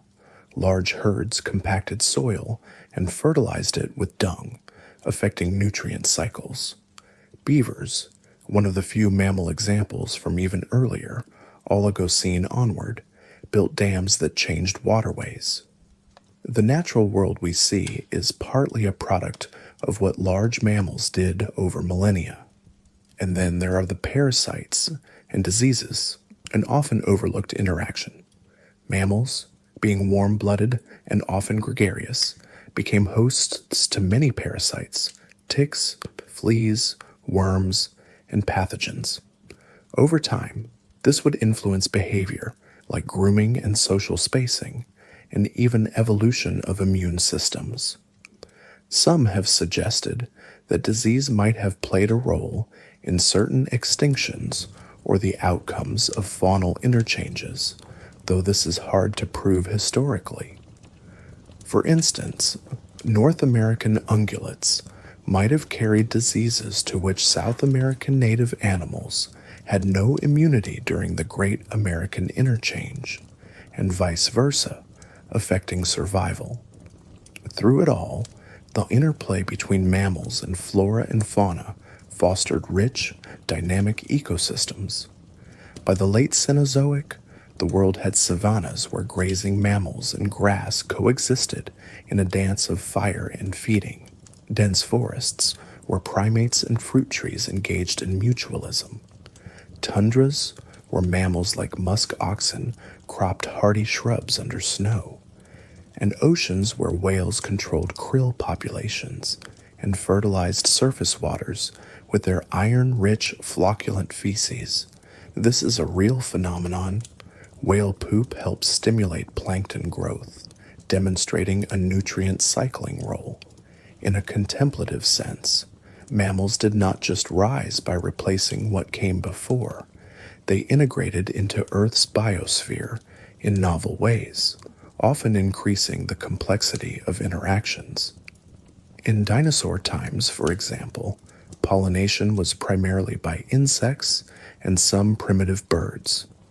By late Cenozoic, mammals, bats, some primates, were part of the pollination network. In the Triassic, nutrient cycling was heavily influenced by reptiles. By the Pleistocene, mammals like elephants acted as keystone modifiers of vegetation structure, and their extinctions often led to major vegetation shifts, the concept of ecosystem engineers. One poignant example comes from the late Pleistocene, where mammoths vanished in Siberia. The ecosystem transformed from productive grassland, the mammoth steppe, to mossy tundra. Researchers argue that mammoths, rhinos, and bison, continuously trampling and grazing, kept the land a grassy steppe, which was more productive and cold-resistant. Once they were gone, snow accumulated, insulating the ground, promoting waterlogging and moss, turning it into a less productive tundra. This underscores how deeply mammals had become entwined in Earth's ecological fabric. Remove them, and the fabric reweaves differently. Thus, the age of mammals was not simply mammals taken over in a vacuum. It was an era of new ecological relationships. Mammals as predators, prey, mutualists, competitors, and ecosystem shapers interacted with plants, insects, birds, reptiles, and each other to create the living world's complex tapestry. These interactions would continue to evolve right up to the present day and would soon include a new and particularly impactful mammal, Homo sapiens, whose arrival would add an entirely new dimension to the relationships among life on Earth. Evolutionary journeys across continents. Zooming out to a global scale, the history of mammal evolution is a saga of journeys, migrations across lands and seas, separations by vast oceans, and reunions after epochs of isolation. Different continents served as separate stages where mammals evolved unique casts of characters, only for those stages to sometimes merge, bringing the actors together. Here, we explore how geography influenced mammal evolution, with a special look at North America and Asia, which played starring roles in the distribution of species, as well as other continents, each with their own twists. In the wake of the KP extinction, the world's continents were in flux. North America, Europe, and Asia were intermittently connected in the north via land bridges, Greenland, Europe, Beringia, and had fairly similar mammal faunas early in the Cenozoic. These three northern continents exchanged species frequently whenever sea levels dropped or tectonics permitted. For example, many early Paleogene mammals, like certain primitive ungulates, carnivorous myacids, and primate forms, have been found on all three continents, suggesting dispersal events when land routes opened. Asia, in particular, often acted as a source or crossroads. During the Eocene, as Europe became temporarily isolated, leading to its own distinct fauna, a later reconnection, known as the Grande Coupure, allowed an invasion of Asian mammals into Europe, about 34 Fuormo. Asian rhinos, for instance, replaced native European tapirs. Immigrant rodents and primates also outcompeted many endemic European forms. Asia's geographic position, stretching from tropics to Arctic and bridging east to west, made it a hotbed of evolution. Many lineages seem to originate or first appear in Asia in the fossil record before spreading elsewhere. For example, the first true cats, Felidae, likely evolved in Asia around the Oligocene-Miocene boundary and then spread to other continents. Equids, horse family, evolved in North America, but after crossing into Asia in the mid-Miocene, they diversified further and later returned to the Americas as part of the Great American Interchange, or via Beringia, multiple times. North America, on the other hand, had a dynamic history of being connected and disconnected. In the early Cenozoic, it was connected to Europe, Laurasia, until mid-Eocene, sharing many taxa, hence similar mammal families like early horses, Brontotheres, etc. in both. After a lull, the Bering connection to Asia played a big role, especially from the Miocene onward. North America got camels and horses from within, homegrown, but also got new types of bears, cats, and others from Asia. For a long time, North America was not connected to South America, allowing its fauna to develop separately. By the Miocene, North America had a very rich fauna that included not only the classic ungulates and carnivores, but also some unique forms like entelodonts, huge omnivorous hell pigs, and oreodonts, sheep-sized grazing, artiodactyls that mostly did not spread beyond the continent. When the Panama Isthmus finally formed, Chuthri-Mia, North America's fauna spilled south, and South America's fauna spilled north in the famous interchange.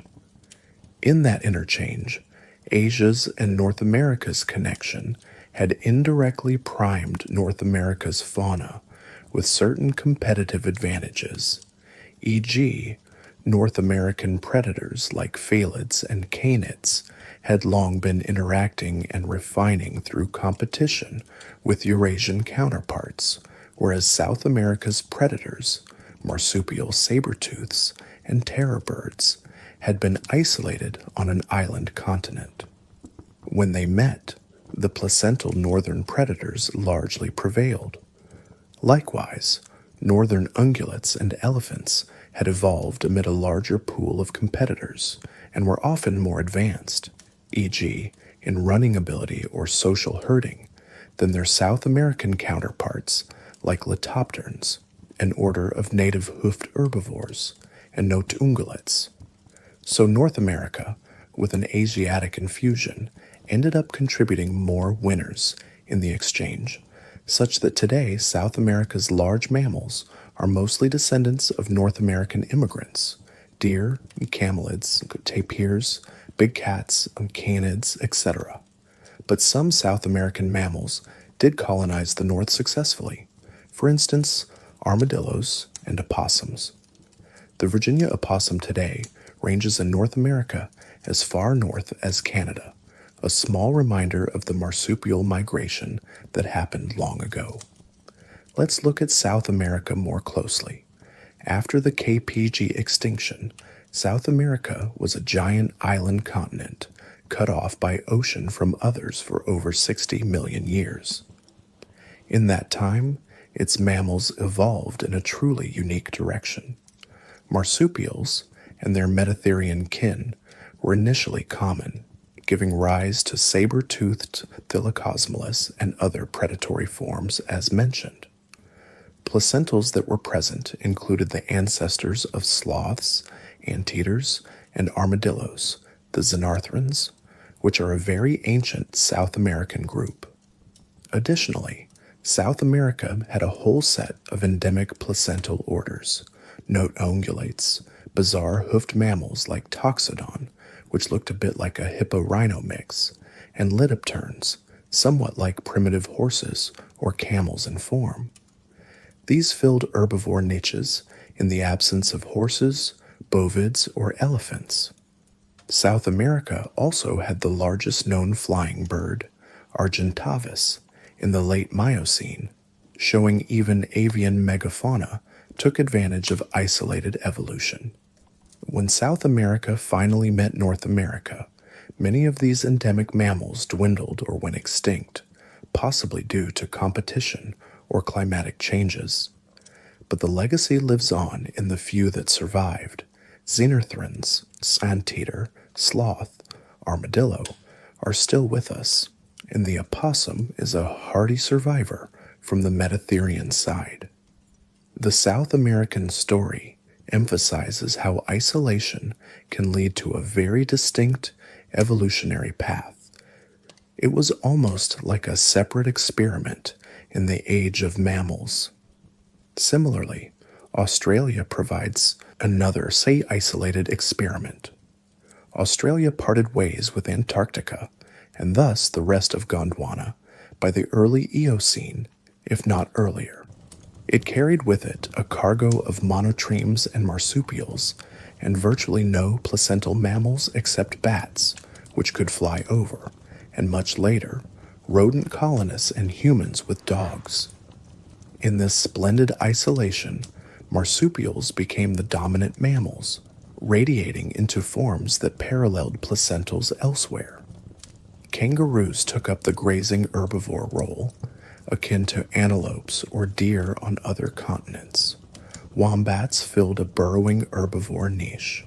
Diprotodonts, like the extinct giant Diprotodon, which was rhino-sized, became mega-herbivores, and marsupial lions and the thylacine took the place of cats and wolves. Even a marsupial mole evolved to tunnel in deserts, similarly to placental moles.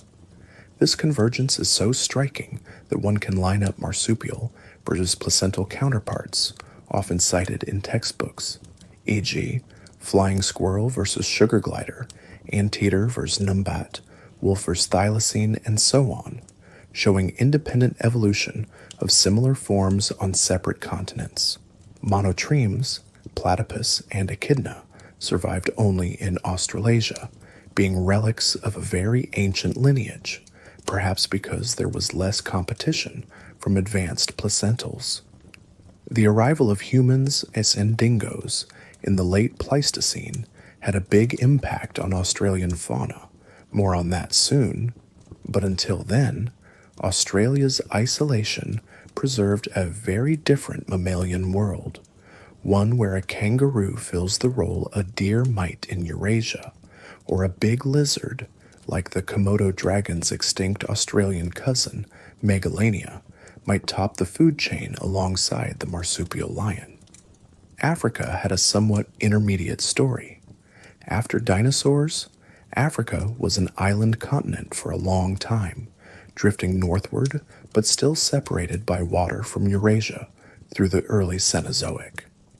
It had its own set of mammals evolving in parallel, including the ancestors of elephants, hyraxes, and sirenians, collectively sometimes called Afrotheria. Afrotherians are interesting. They include some odd ones like elephant shrews and golden moles, small insectivores, but also the mighty proboscideans, elephants and their kin, and sea cows. These groups had their early diversification in Africa when it was isolated. Elephants, proboscideans, in particular, began as small semi-aquatic browsers, e.g., Moratherium in the Eocene looked like a tapir with a short trunk. Only after Africa contacted Eurasia, around 20 MA, did these animals march out and become a global presence. Conversely, Africa, once connected, saw an influx of Eurasian mammals like ungulates and carnivores that led to the classic African fauna we know, e.g., giraffes actually evolved from Eurasian ancestors that came into Africa. Bovids like antelopes and buffalo likewise came from Eurasia originally. But Africa retained unique flavor. The coexistence of elephants, rhinos, and hippos with giraffes and dozens of bovid species, plus primates, monkeys, apes, in diverse habitats. The richness of Africa's large mammals, possibly the greatest diversity of megafauna anywhere in late Cenozoic, may be in part due to its long semi-isolation followed by reconnection, effectively giving it two helpings of diversity, its native stock plus incoming stock. Notably, Africa is where our own ancestors, the hominins, emerged, benefiting from that diverse environment with many niches to exploit. As continents connected and animals migrated, an interesting pattern occurred. Sometimes migrations led to adaptive radiations in the new land. For example, when South America's isolates met northern newcomers, not all southern animals vanished. Some thrived and diversified in new ways. Armadillos spread far, ground sloths moved into North America, and even as far as Alaska. Another example, when India collided with Asia, it is hypothesized that some endemic fauna of India, which had evolved in isolation as it drifted, suddenly had access to Eurasia. One interesting group, the cetaceans, whales, appears right around the Indian subcontinent, perhaps indicating that India's Tethyan coasts were a cradle for whale evolution. It's like India's collision might have helped spread early whales to other coasts. Island continents and island chains also played a role in mammal evolution. Islands often produce unusual evolutionary experiments due to isolation and limited resources, dwarf or giant forms, or surviving relics. On some Mediterranean islands in the Miocene, for instance, dwarf elephants and hippos evolved through the Pleistocene. Madagascar, isolated from Africa, gave rise to unique lemurs and other endemic mammals, like the recently extinct giant lemurs and the peculiar Malagasy carnivore fossa. New Zealand had no native terrestrial mammals, only bats, until humans introduced them, so birds and reptiles filled niches there, illustrating what the world might have looked like if mammals hadn't diversified as they did. Throughout all these continental shuffles, Beringia, the land bridge between Siberia and Alaska, was a recurring gateway.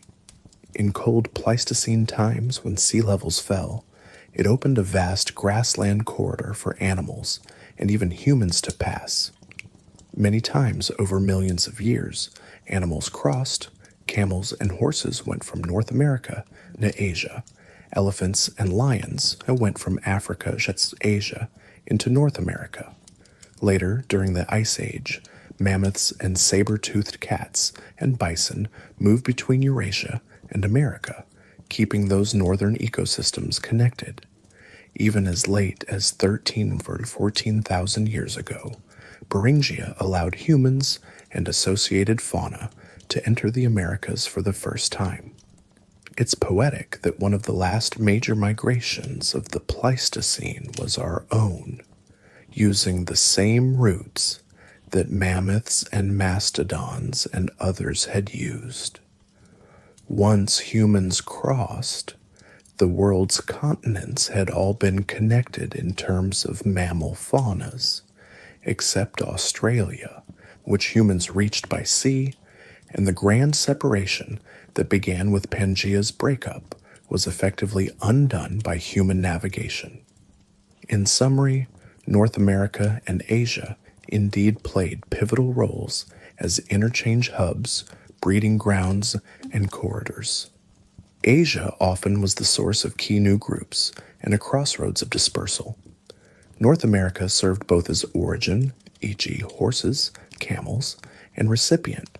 It got proboscideans, big cats, etc. from Eurasia. But each continent had something to contribute. Africa gave elephants and hippos when it joined.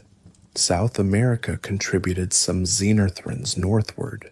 Australia, though not sharing mammals until modern times, stands as a mirror to what the world might look like under marsupial rule. This continental interplay added layers of complexity to mammal evolution. It meant that any given local fauna is an amalgam of lineages with different historical origins. A North American scene in the Pleistocene had animals whose ancestors came from Asia: bison, true horses, proboscideans. From South America, ground sloths, armadillos, and those native to North America, pronghorn antelope, for example. Likewise, a modern Asian scene might have African-derived elephants and Asian rhinos coexisting with immigrants from North America's past like camels. Yes, camels evolved in NA, crossed to Asia, and thrive as domestics today in Sahara and Gobi. Life's distribution is a patchwork quilt, each patch with a story of travel. These global journeys of mammals highlight the unity and diversity of life. When separated, life diversifies into wondrous forms on each fragment of land. When reunited, some forms win out, some yield, and ecosystems reorganize. It's a grand drama on a planet-wide stage. And as the Pleistocene epoch waned, all the continents, save remote oceanic isles, had been knit back together by migrating species, including the globe-trotting human. The age of mammals was now truly global, but new challenges would emerge with the intense cold of ice ages and the presence of a very intelligent mammal spreading to every corner of the map. Ice Age giants and adaptations. As the Earth entered the climatic roller coaster of the Ice Ages in the Pleistocene, roughly 2.6 million to 11,700 years ago, mammals faced some of their most daunting trials, and they responded by evolving into some of the most magnificent and colossal creatures to ever walk the land. The Pleistocene brought repeating glacial cycles, vast ice sheets advancing from the poles, then retreating, then advancing again. These swings brought colder temperatures, drier climates in many regions, and a transformations of ecosystems. In the face of these changes, many mammals developed remarkable adaptations to cold and to highly seasonal environments. The Pleistocene is famous for its megafauna, literally giant animals, and indeed it produced giants, woolly mammoths and mastodons, woolly rhinos, giant ground sloths, colossal bison, and saber-toothed cats, with canines like carving knives. Why did so many mammals grow to such prodigious sizes during the Ice Age? Part of the answer lies in physics and physiology. In cold climates, being large can be advantageous. A larger body has a smaller surface area relative to its volume, which means it radiates less heat per unit mass. This is known as Bergmann's rule. Within a broadly distributed species or clade, individuals tend to be larger in colder parts of the range. Large animals also can have thicker fur and more body fat to insulate against the cold. So natural selection in the glacial periods favored bigger, bulkier builds in many mammals to conserve heat. The woolly mammoth, for instance, had a thick hide with a double-layer coat, long guard hairs over dense underfur, and a hefty hump of fat above its shoulders, all traits to help it endure frigid steppe tundra winters. It stood about 3 meters tall at the shoulder, roughly the size of a modern African elephant, and weighed up to 6 tons, putting a lot of mass in a compact, shaggy package. Its ears were small compared to modern elephants, to minimize frostbite and heat loss, and its tail was short for the same reason. Similarly, the woolly rhinoceros of Eurasia carried a thick pelt and was robustly built, and giant deer like the Megalochirus, Irish elk, had immense size. Beyond thermal concerns, large body size also helped Ice Age herbivores deal with scarce winter food. A big animal can store more fat and can survive on lower quality forage for longer, and its gut can process large amounts of tough, fibrous browse or grass efficiently. Many Pleistocene giants were grazers on steppe grasses, and those grasses often were dry or frozen for parts of the year. Mammoths had high-crowned teeth with ridged plates, ideal for grinding coarse grasses and even shredding woody shrubs. Their large size allowed them to travel long distances to find food and to use snow-clearing techniques with their tusks and trunk to reach buried vegetation. In fact, analyses of mammoth tusk growth rings and oxygen isotopes suggest they sometimes trekked hundreds of kilometers annually, likely following the growth of fresh grasses as seasons changed. Large size also helped with predator defense. Ice Age landscapes often lacked the dense forests where smaller prey could hide. On more open steppe and tundra, being big and forming herds was a good way to deter attacks from packs of dire wolves or a stalking saber-tooth. We see evidence that many megaherbivores likely lived in groups. Trackways of mammoths and fossil assemblages of bison, for example, indicate herding behavior. As some mammal species grew into multi-ton behemoths, their predators had to adapt too. This gave rise to formidable megapredators. For example, the saber-toothed cat Smilodon in the Americas weighed up to 300 kilos, about double a modern lion's weight, and had 20-centimeter dagger-like canines. It was powerfully built, likely capable of wrestling large prey to the ground before delivering a killer bite with its sabers to the throat. Likewise, the short-faced bear, Arctodus of North America, was one of the largest bears ever, standing 1.5 meters at the shoulder on all fours. It may have been an omnivore scavenger that could bully other predators off carcasses. The Pleistocene also had the largest wolf, the dire wolf, and huge hyenas in Asia, the cave hyena, big as a lion. This escalation, bigger herbivores, bigger carnivores, is a classic ecological arms race. Now, aside from size and fur, Ice Age mammals showed other cold adaptations. Many evolved specialized appendages. For instance, the muskox and woolly mammoth had specialized nasal turbinates, complex bones in the nose, to warm and moisten frigid air before it reached the lungs. They also had reduced extremities, short ears, tails, snouts, to minimize frostbite risk and heat loss. The woolly mammoth's ears were about one-fifth the size of an African elephant's, proportional to body size. Some small mammals, like lemmings, adapted by developing seasonal fur color changes, brown in summer, white in winter, for camouflage on snow, a trait shared by Arctic hares and foxes even now. The caribou, reindeer, which originated in the Pleistocene, have unique nose structures to freeze the incoming cold air and specialized hooves that adjust to hard ice or soft tundra, plus hollow winter fur for insulation. We can mention that these are still around, illustrating Ice Age adaptation success.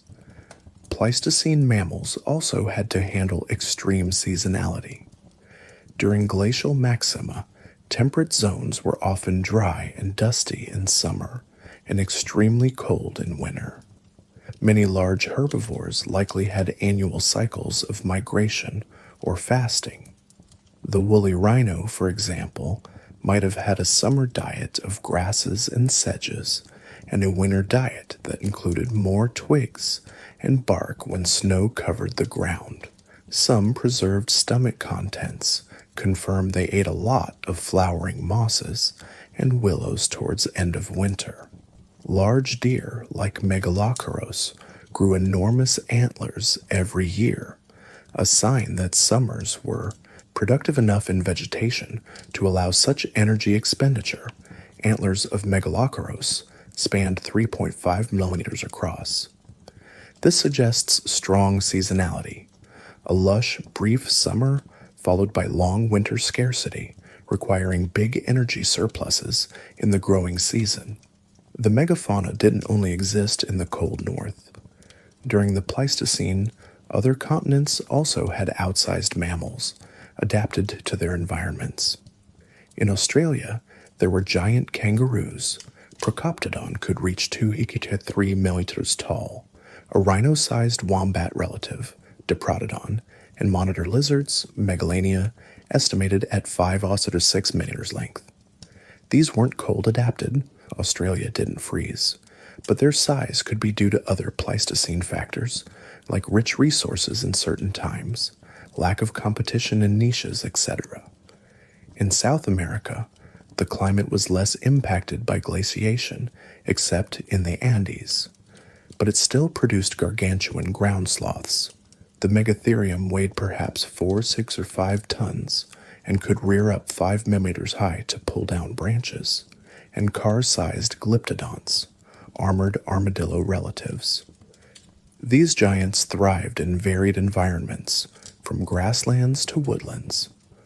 One could argue that part of the reason megafauna was globally common was that the Pleistocene climate variability favored survival strategies of large body size as an insurance against lean times and a way to travel to find resources. Also, Pleistocene ecosystems had high primary productivity in some areas. For example, the mammoth steppe is thought to have been a highly productive cold grassland, enough to feed hordes of herbivores. But the Ice Age giants were not invincible. The climatic whiplash near the end of the Pleistocene, dramatic warming spells, melting ice, rising seas, put pressure on megafauna that had adapted to the cold glacial world. As the Holocene, our current interglacial, began about 11,700 years ago, climates became generally warmer and more stable, though still with variability. Many cold specialized mammals ranges shrank towards the poles or high altitudes. The woolly mammoth and woolly rhino, for instance, gradually retreated northward as forests replaced their open steppe. Mammoths survived on isolated Wrangel Island off Siberia until about 4,000 years ago in a dwarf form, a poignant final redoubt. It wasn't just climate. The Ice Age giants had a new predator to contend with: humans. Modern humans, Homo sapiens, spread across Eurasia and into Australia around 50 to 40,000 years ago, and into the Americas by around 15 to 13,000 years ago. Skilled at cooperative big game hunting, humans likely contributed significantly to the demise of many megafaunal species. Studies integrating climate data, archaeological evidence, and megafauna population modeling often conclude that a combination of rapid warming at the end of the last glacial and human hunting pressure drove many large mammals to extinction. For example, the woolly rhinoceros in Europe appears to have gone extinct just before a major warm spike, so 14K years ago, and the evidence suggests climate played a bigger role there.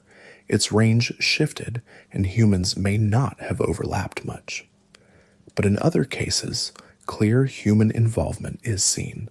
Mammoth kill sites in North America with human-made spear points.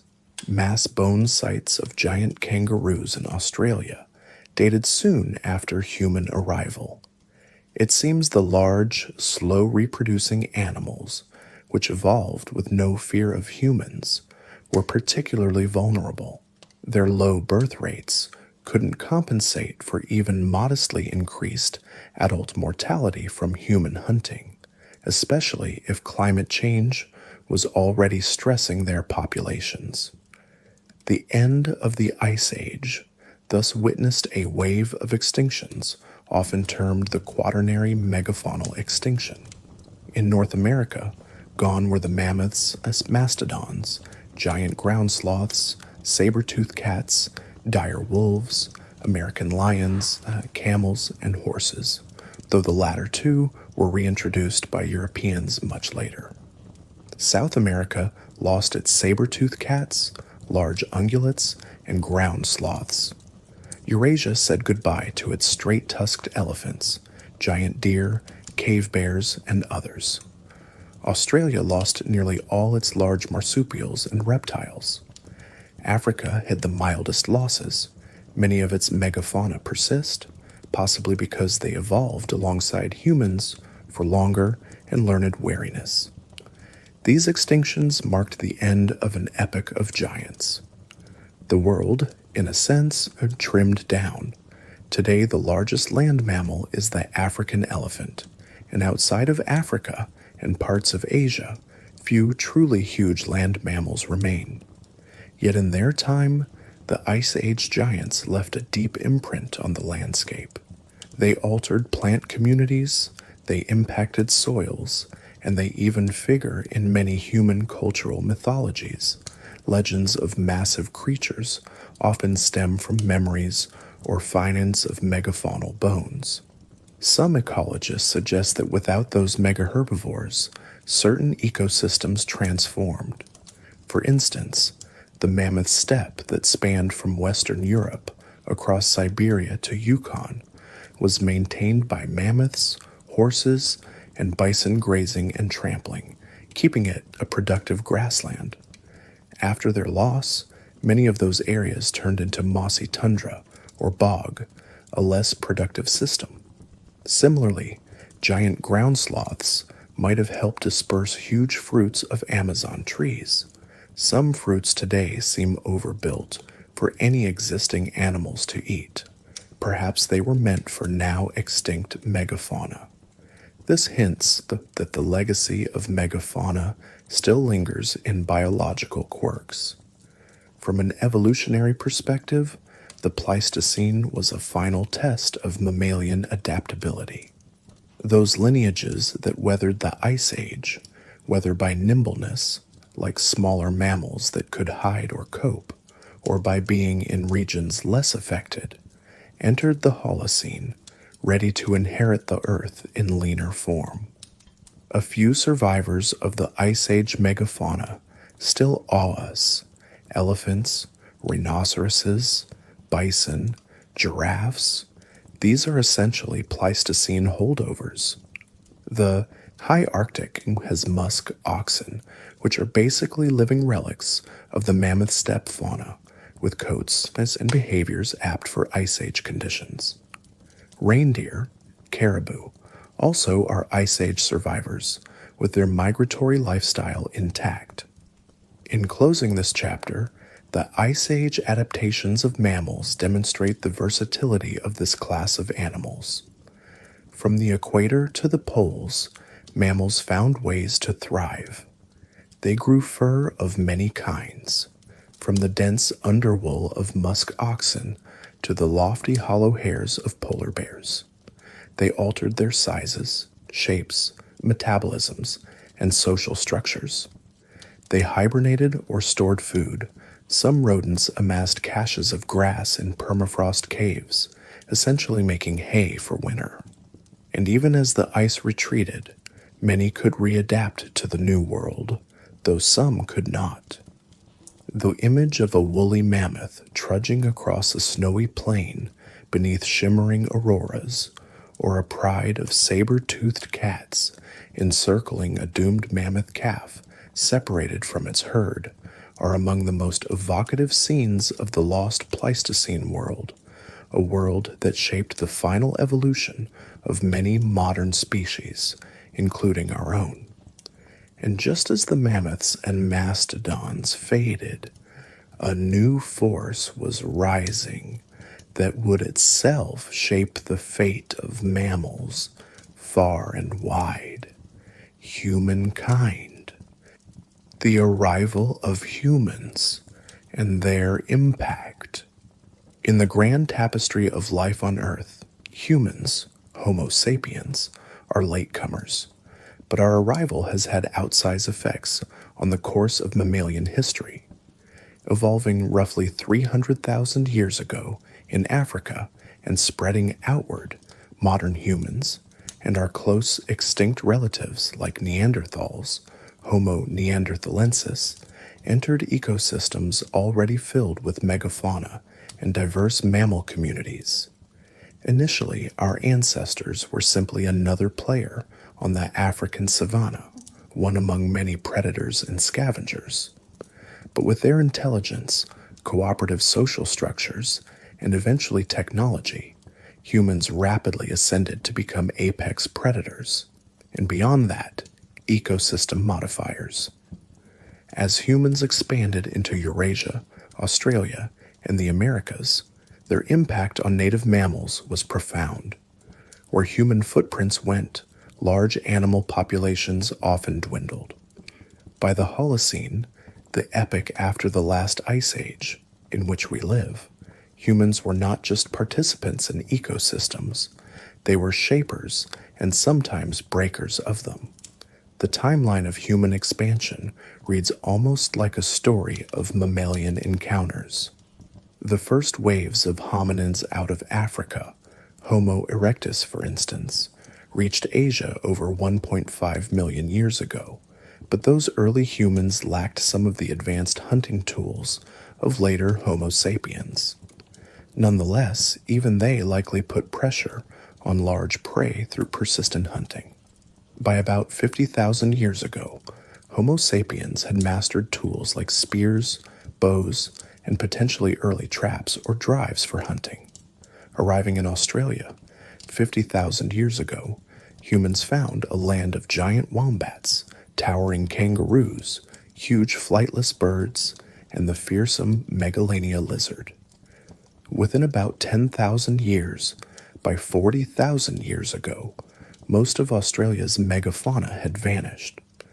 While climate drying played a role in altering Australia's habitats, the synchronized timing with human arrival strongly suggests our ancestors contributed significantly, likely by overhunting and perhaps by using fire to reshape the landscape. Aboriginal fire stick farming, which could have fragmented forests and changed vegetation that the megafauna relied on. Thus began the pattern: humans arriving, large mammals struggling. In Eurasia, modern humans spread gradually from the Middle East into Europe and Asia around 45,000 to 40,000 years ago, overlapping with Neanderthals for a time.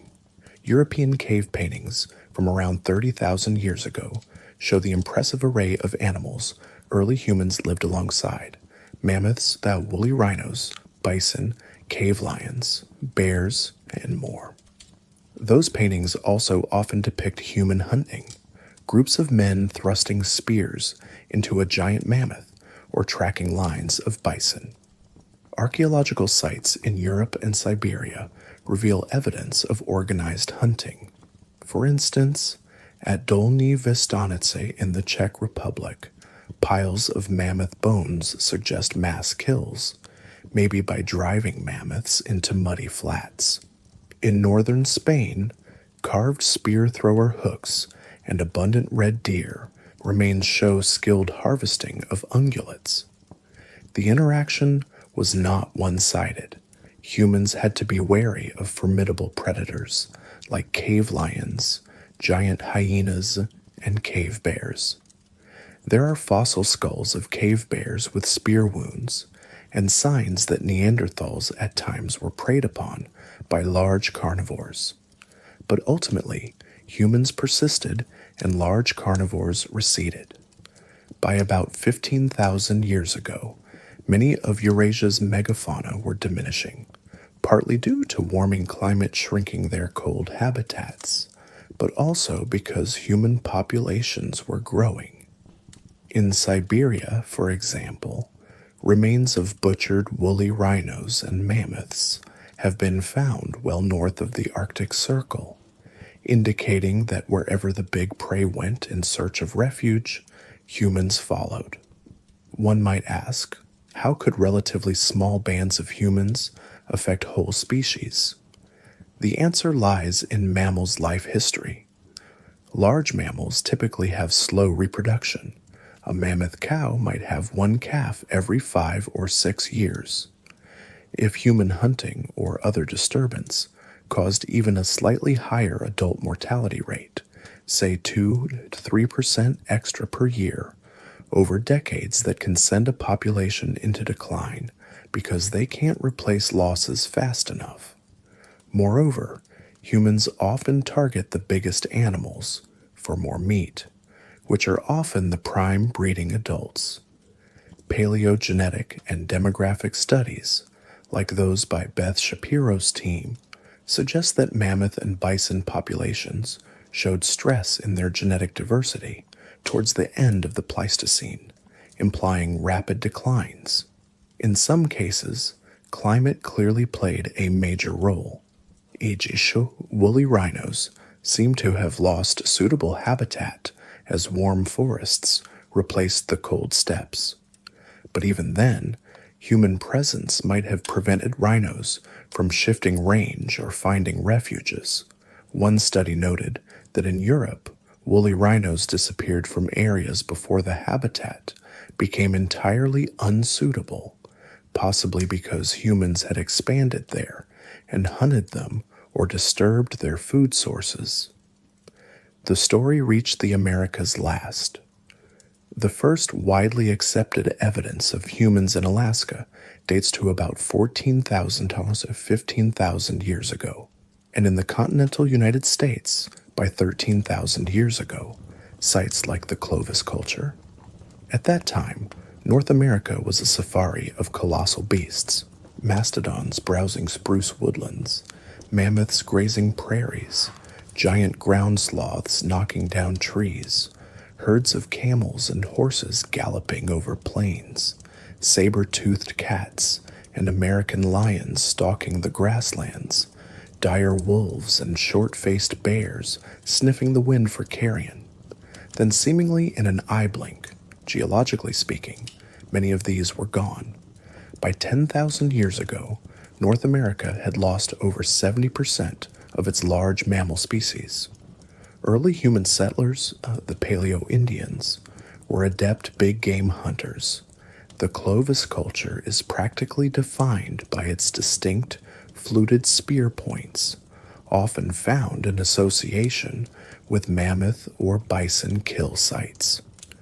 One iconic location is the Murray Springs site in Arizona. Remains of mammoths butchered with stone tools have been unearthed there, along with charcoal suggesting hunters burned the area, perhaps to flush game or clear carcasses. Another is the Lang Ferguson site in South Dakota. Two mammoths lie there with a spear point embedded between one's ribs, silent testimony to human predation. Humans would have faced formidable risks. A cornered mammoth could easily gore or trample hunters, but clearly the payoff in meat and hides enticed them. Over perhaps a millennium or two, combined with the stress of a rapidly warming climate and melting glaciers altering rivers and vegetation, the large mammal populations crashed. Similar patterns occurred in South America. Humans reached the southern cone by about 14,000 years ago, and soon after, South American horses, ground sloths, glyptodonts, and the saber-toothed Smilodon populator went extinct. In both continents, the loss of megafauna coincides with the younger Dryas cold snap, so 12,800 years ago, and then abrupt warming successively 11,600 years ago, which complicates pinpointing humans as sole cause. Most scientists conclude it was a synergy.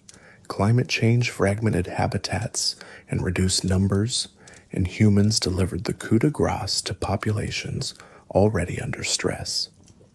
What about smaller mammals?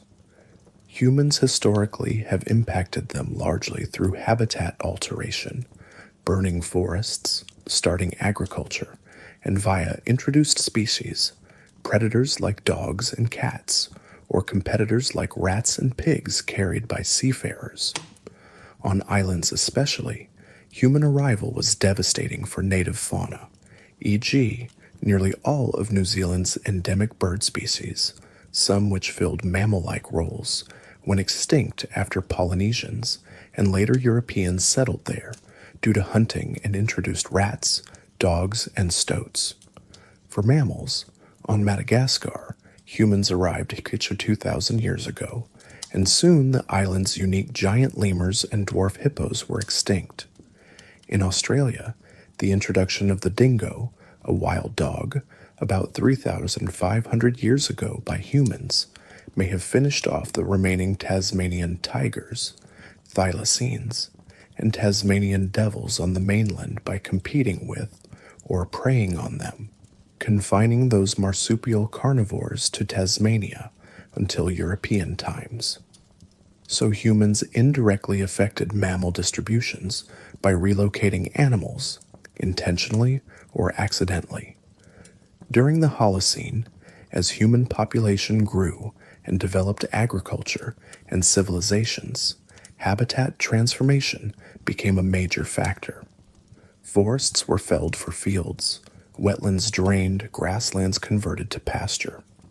Wild mammal populations declined as their habitats shrank or were disturbed. In some places, humans effectively replaced wild herbivores with domestic ones. Cattle, sheep, goats, and wild predators were persecuted to protect livestock. By historic times, mammal extinctions were continuing. The aurochs, wild ancestor of cattle, was hunted to extinction by 1627. The last quagga, zebra subspecies, died in the 19th century, and many others quietly vanished from areas of heavy human use. Yet not all human interactions with mammals were destructive. Humans also protected or fostered certain species. For example, by protecting cats that hunted grain-eating rodents, or by translocating animals for game or aesthetic pleasure, like moving deer to new forests. In modern times, conservation efforts aim to mitigate our impacts, establishing parks, breeding endangered species, restoring habitats. The horse, ironically, which went extinct in North America 10,000 years ago, likely due to climate and human hunting, made a comeback when Europeans reintroduced domestic horses in the 1500s. They escaped and thrived, essentially reoccupying their ancestral niche on the prairies as feral mustangs, though now they compete with pronghorn and cattle, raising management questions. Humans profoundly altered predator-prey dynamics. By removing most large predators through hunting or habitat loss, we've seen ungulate populations explode in some regions, e.g., abundant deer in suburban U.S., leading to overbrowsing. Conversely, exterminating herbivores can let vegetation overgrow or change fire regimes. Some ecologists argue we live in an empty ecosystem compared to Pleistocene richness. For instance, North American forests today lack the mastodons that once knocked down trees and opened gaps, perhaps influencing forest structure and even fire risk. One fascinating concept is the coevolution of fear. Prey animals evolve behaviors and defenses partly in response to their predators. But if predators vanish, say humans killed off saber-tooths and dire wolves, the prey's behavior may shift. Some have hypothesized that certain Pleistocene prey, like pronghorn antelope, can run extremely fast, up to 60 mph, which far exceeds any current predator's speed, maybe because they evolved to outrun the now extinct American cheetah, Myricynonyx, which was around in the Pleistocene. Now, without that predator, pronghorn retain their speed, an evolutionary ghost of predators past. Similarly, many African ungulates still have to fear lions and hyenas, but if those predators disappeared, would the prey over time lose some alertness or speed? The legacy of human impact by the 21st century is a mammalian world heavily shaped by us. Many species persist only in protected areas or remote regions, often in greatly reduced numbers. The passenger pigeon, once the most numerous bird in North America, was hunted to extinction by 1914. The American bison, symbol of the Great Plains, was slaughtered from tens of millions to a few hundred by the 1880s, then saved in extremis by conservation. Now around 20,000 exist in wild herds. Elephants and rhinos face threats from poaching and habitat encroachment. So the narrative of humans and mammals is still unfolding, and not entirely bleak as awareness grows.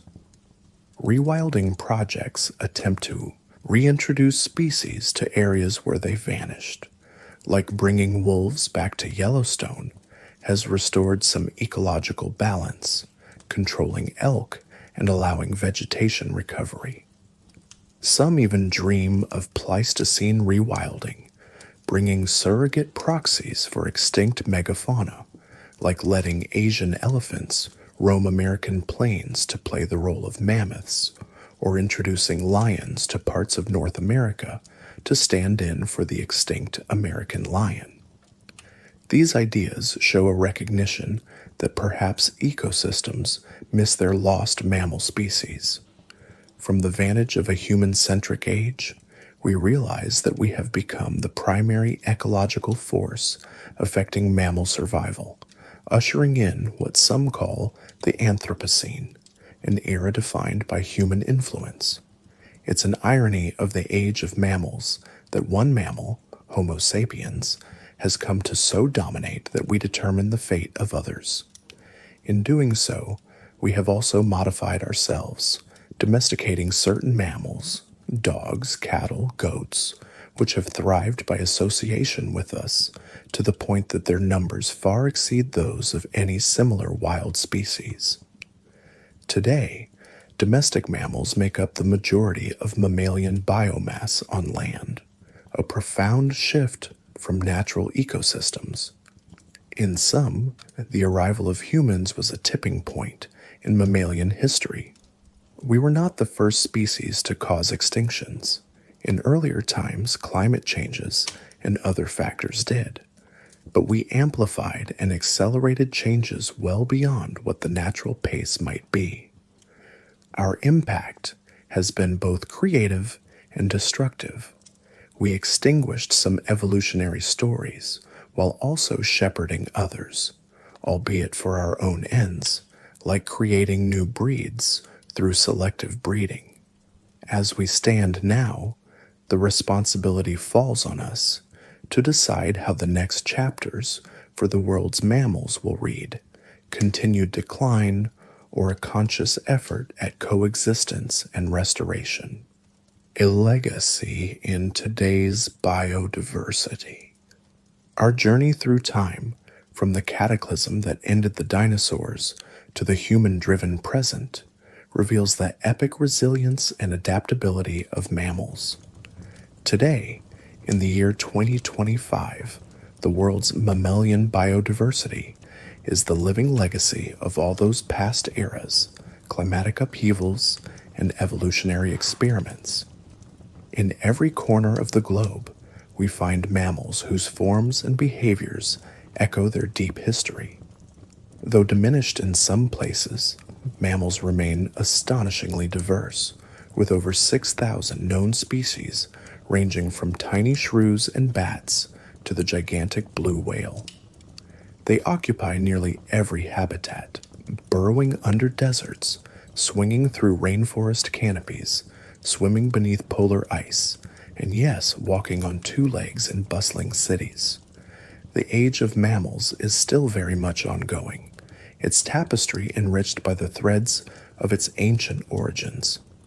Consider the monotremes, the egg-laying mammals of Australia and New Guinea, the platypus and echidnas. These peculiar creatures are almost like living fossils, holdovers from the early branching of the mammal lineage. The platypus, with its duck-like bill and webbed feet, and its method of laying eggs and nursing young via milk patches, harks back to a time when mammals retained more reptilian characteristics. It survives only in remote waterways of eastern Australia, a solitary representative of an ancient chapter. The marsupials offer another glimpse into alternate evolutionary pathways. A koala clinging lazily to a eucalyptus or a red kangaroo bounding across the outback exemplifies how marsupial reproduction, with birth of tiny underdeveloped young and nurturing in a pouch, succeeded in Australia's isolation. From the spotted quoll, a marsupial carnivore, to the tiny honey possum, a nectar-feeding mouse-like marsupial, these animals reflect a time when marsupials were more widespread. In fact, a few marsupials made it to the Americas and persist. The hardy Virginia opossum that wanders North American woodlands at night is a direct descendant of the southern marsupials that traveled north after the Great American Interchange. Its lineage has roots entwined with the age of T. rex. Marsupials were contemporaries of dinosaurs and managed to survive asteroid strikes and continental drifts to poke through your garbage can today. The majority of modern mammals, however, are placentals, and their diversity is a showcase of adaptive radiation. Rodents and bats, each accounting for about 20% of mammal species, exemplify explosive diversification. The fact that a bat's wing is essentially a modified mammalian hand, with skin stretched between elongated fingers, speaks to the creative remodeling power of evolution. Today's bats, whether the insect-hawking little brown bat or the fruit-munching flying fox, all descend from that first bat of the early Eocene that took a leap into the air. And rodents, with their ever-growing incisors, have evolved into myriad forms, from arboreal squirrels to burrowing gophers to capybaras wading in Amazon rivers. Their success, in large part, is due to their rapid reproduction and versatile diets, traits that saw them through the ice ages and also allowed many to thrive, even in human-altered environments. Think of city rats or field mice in croplands.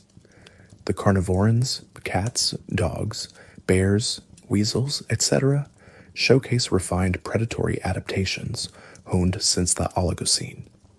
The domestic cat purring on a windowsill may not seem akin to a saber-tooth, but in its anatomy and instincts, stealth, a pounce, sharp, retractable claws, it carries the distilled essence of millions of years of felid evolution.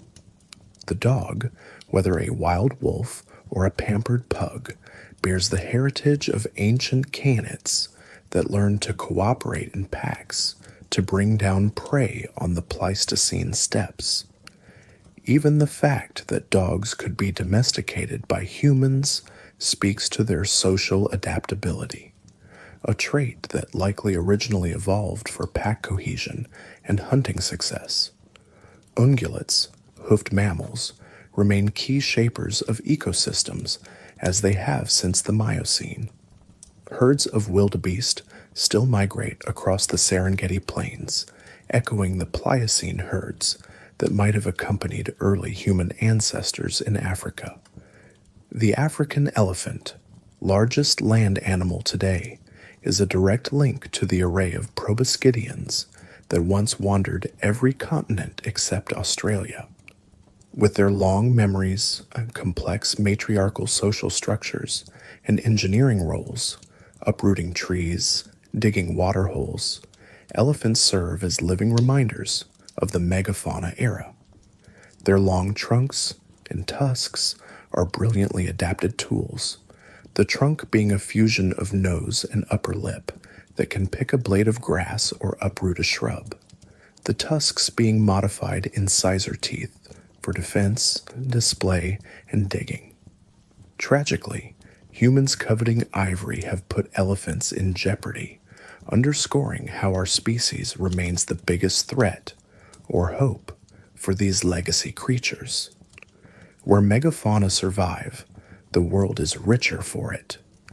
Think of snorkeling off the coast and encountering a blue whale emerging from the depths. At 30 meters long, its sheer bulk defies imagination. That the largest animal in Earth's history lives now, feeding on tiny krill in the Southern Ocean, is a triumphant note in the mammal story. The blue whale's every heartbeat, audible from many meters away underwater, and every upward sweep of its tail flukes, is a reminder that the age of mammals produced marvels not just on land, but in the sea. Similarly, the existence of orangutans, gorillas, chimpanzees, and bonobos, our closest genetic cousins, in the wild forests of Africa and Southeast Asia is part of the mammalian legacy. They force us to confront our own place in nature. Seeing a gorilla family grooming or an orangutan fashioning a tool from a stick evokes echoes of our shared ancestry and evolution among the primates. Yet alongside the majestic and charismatic, the legacy lives equally in the small and secretive. A tiny bee hummingbird, the smallest bird at 2 grams, darts through a Cuban garden, birds being the avian dinosaurs that survived the KPG event. Similarly, the smallest mammal, the bumblebee bat of Thailand, weighs just 2 grams and flits in limestone caves catching insects. Its existence attests to how mammals have filled even the minutest niches. In leaf litter scurry shrews that must eat constantly to keep their high metabolism running, descendants of what might have been very like the first primitive mammals underfoot of dinosaurs. In the soil, moles tunnel as living plows aerating earth, their spades for hands reflecting an ancestral mammal's 5-fingered limb adapted for digging. This legacy is also in our domestic companions and food animals. Cows, pigs, sheep, goats, dogs, and cats all are modified wild mammals whose evolutionary paths intertwined with human civilization. They are testament to how adaptable mammals can be, forming mutualisms with humans to mutual benefit, though arguably humans got the better deal. The domestic dog's immense variety, from Chihuahua to Great Dane, highlights the plasticity within a single species genome. All dogs descended from wolves, domesticated by humans perhaps 15,000 years ago or more, a blink in evolutionary time, yet we've coaxed forth diversity that in nature might take much longer. This speaks to the latent potential in mammalian DNA, sculpted by selection, natural or artificial, into myriad forms. Looking at biogeography now, one can map the history we've reviewed: marsupials in Australia and the Americas, Afrotheres, like elephants and tenrecs, in Africa, xenothrons, sloths, armadillos, in South America, and cosmopolitan groups like rodents and bats virtually everywhere. These distributions carry the fingerprints of continental drift and interchange. For example, South America still lacks native hooved placentals, aside from those introduced by humans, a holdover of the fact that it was isolated until relatively recently. Australia lacks native placental predators, except the dingo, and thus its marsupials assumed those roles. As a result, small mammals in Australia never experienced placental carnivores until humans brought cats and foxes, which has had dire consequences in modern times. Many small Aussie mammals have declined or gone extinct due to these alien predators. Such patterns remind us how evolutionary history shapes present-day conservation challenges. Knowing that, for instance, island species evolved without certain predators can explain why they're so vulnerable when those predators appear. In a broader sense, the legacy of deep evolutionary history in modern mammals is seen in their shared traits. A whale, a bat, a human, and a mouse seem utterly different, yet all have the fundamental mammalian hallmarks coded from our Triassic ancestors. They are warm-blooded, breathe air, nurse their young with milk. Even the blue whale, at 30 millimeter long, suckled from its 20 millimeters mother's mammary glands underwater, and have hair at some stage of life. Even whales have a few sensory hairs on their snouts. They possess the advanced ear bones that once were jaw bones in distant synapsid forebears, giving them sensitive hearing. They have complex brains with a cerebral cortex, enabling the learning, problem-solving, and social bonds so many mammals exhibit, from the elaborate elephant memories to the intricate social hierarchies of wolves or primates. The narrative of mammals is ultimately one of survival and innovation.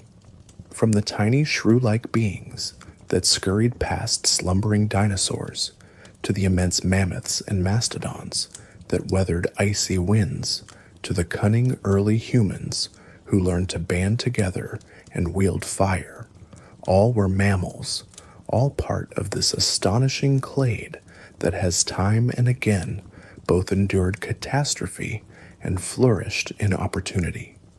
It was a stroke of fortune that the asteroid cleared the ecological stage for mammals, but it was perhaps inevitability, given the versatility coded in mammalian biology, that they would rise to the occasion and diversify spectacularly.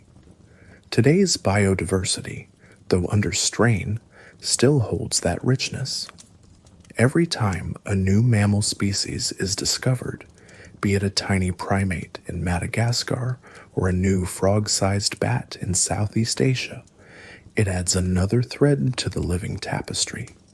Some scientists even talk of de-extinction, trying to resurrect lost mammals, like the woolly mammoth through genetic technology.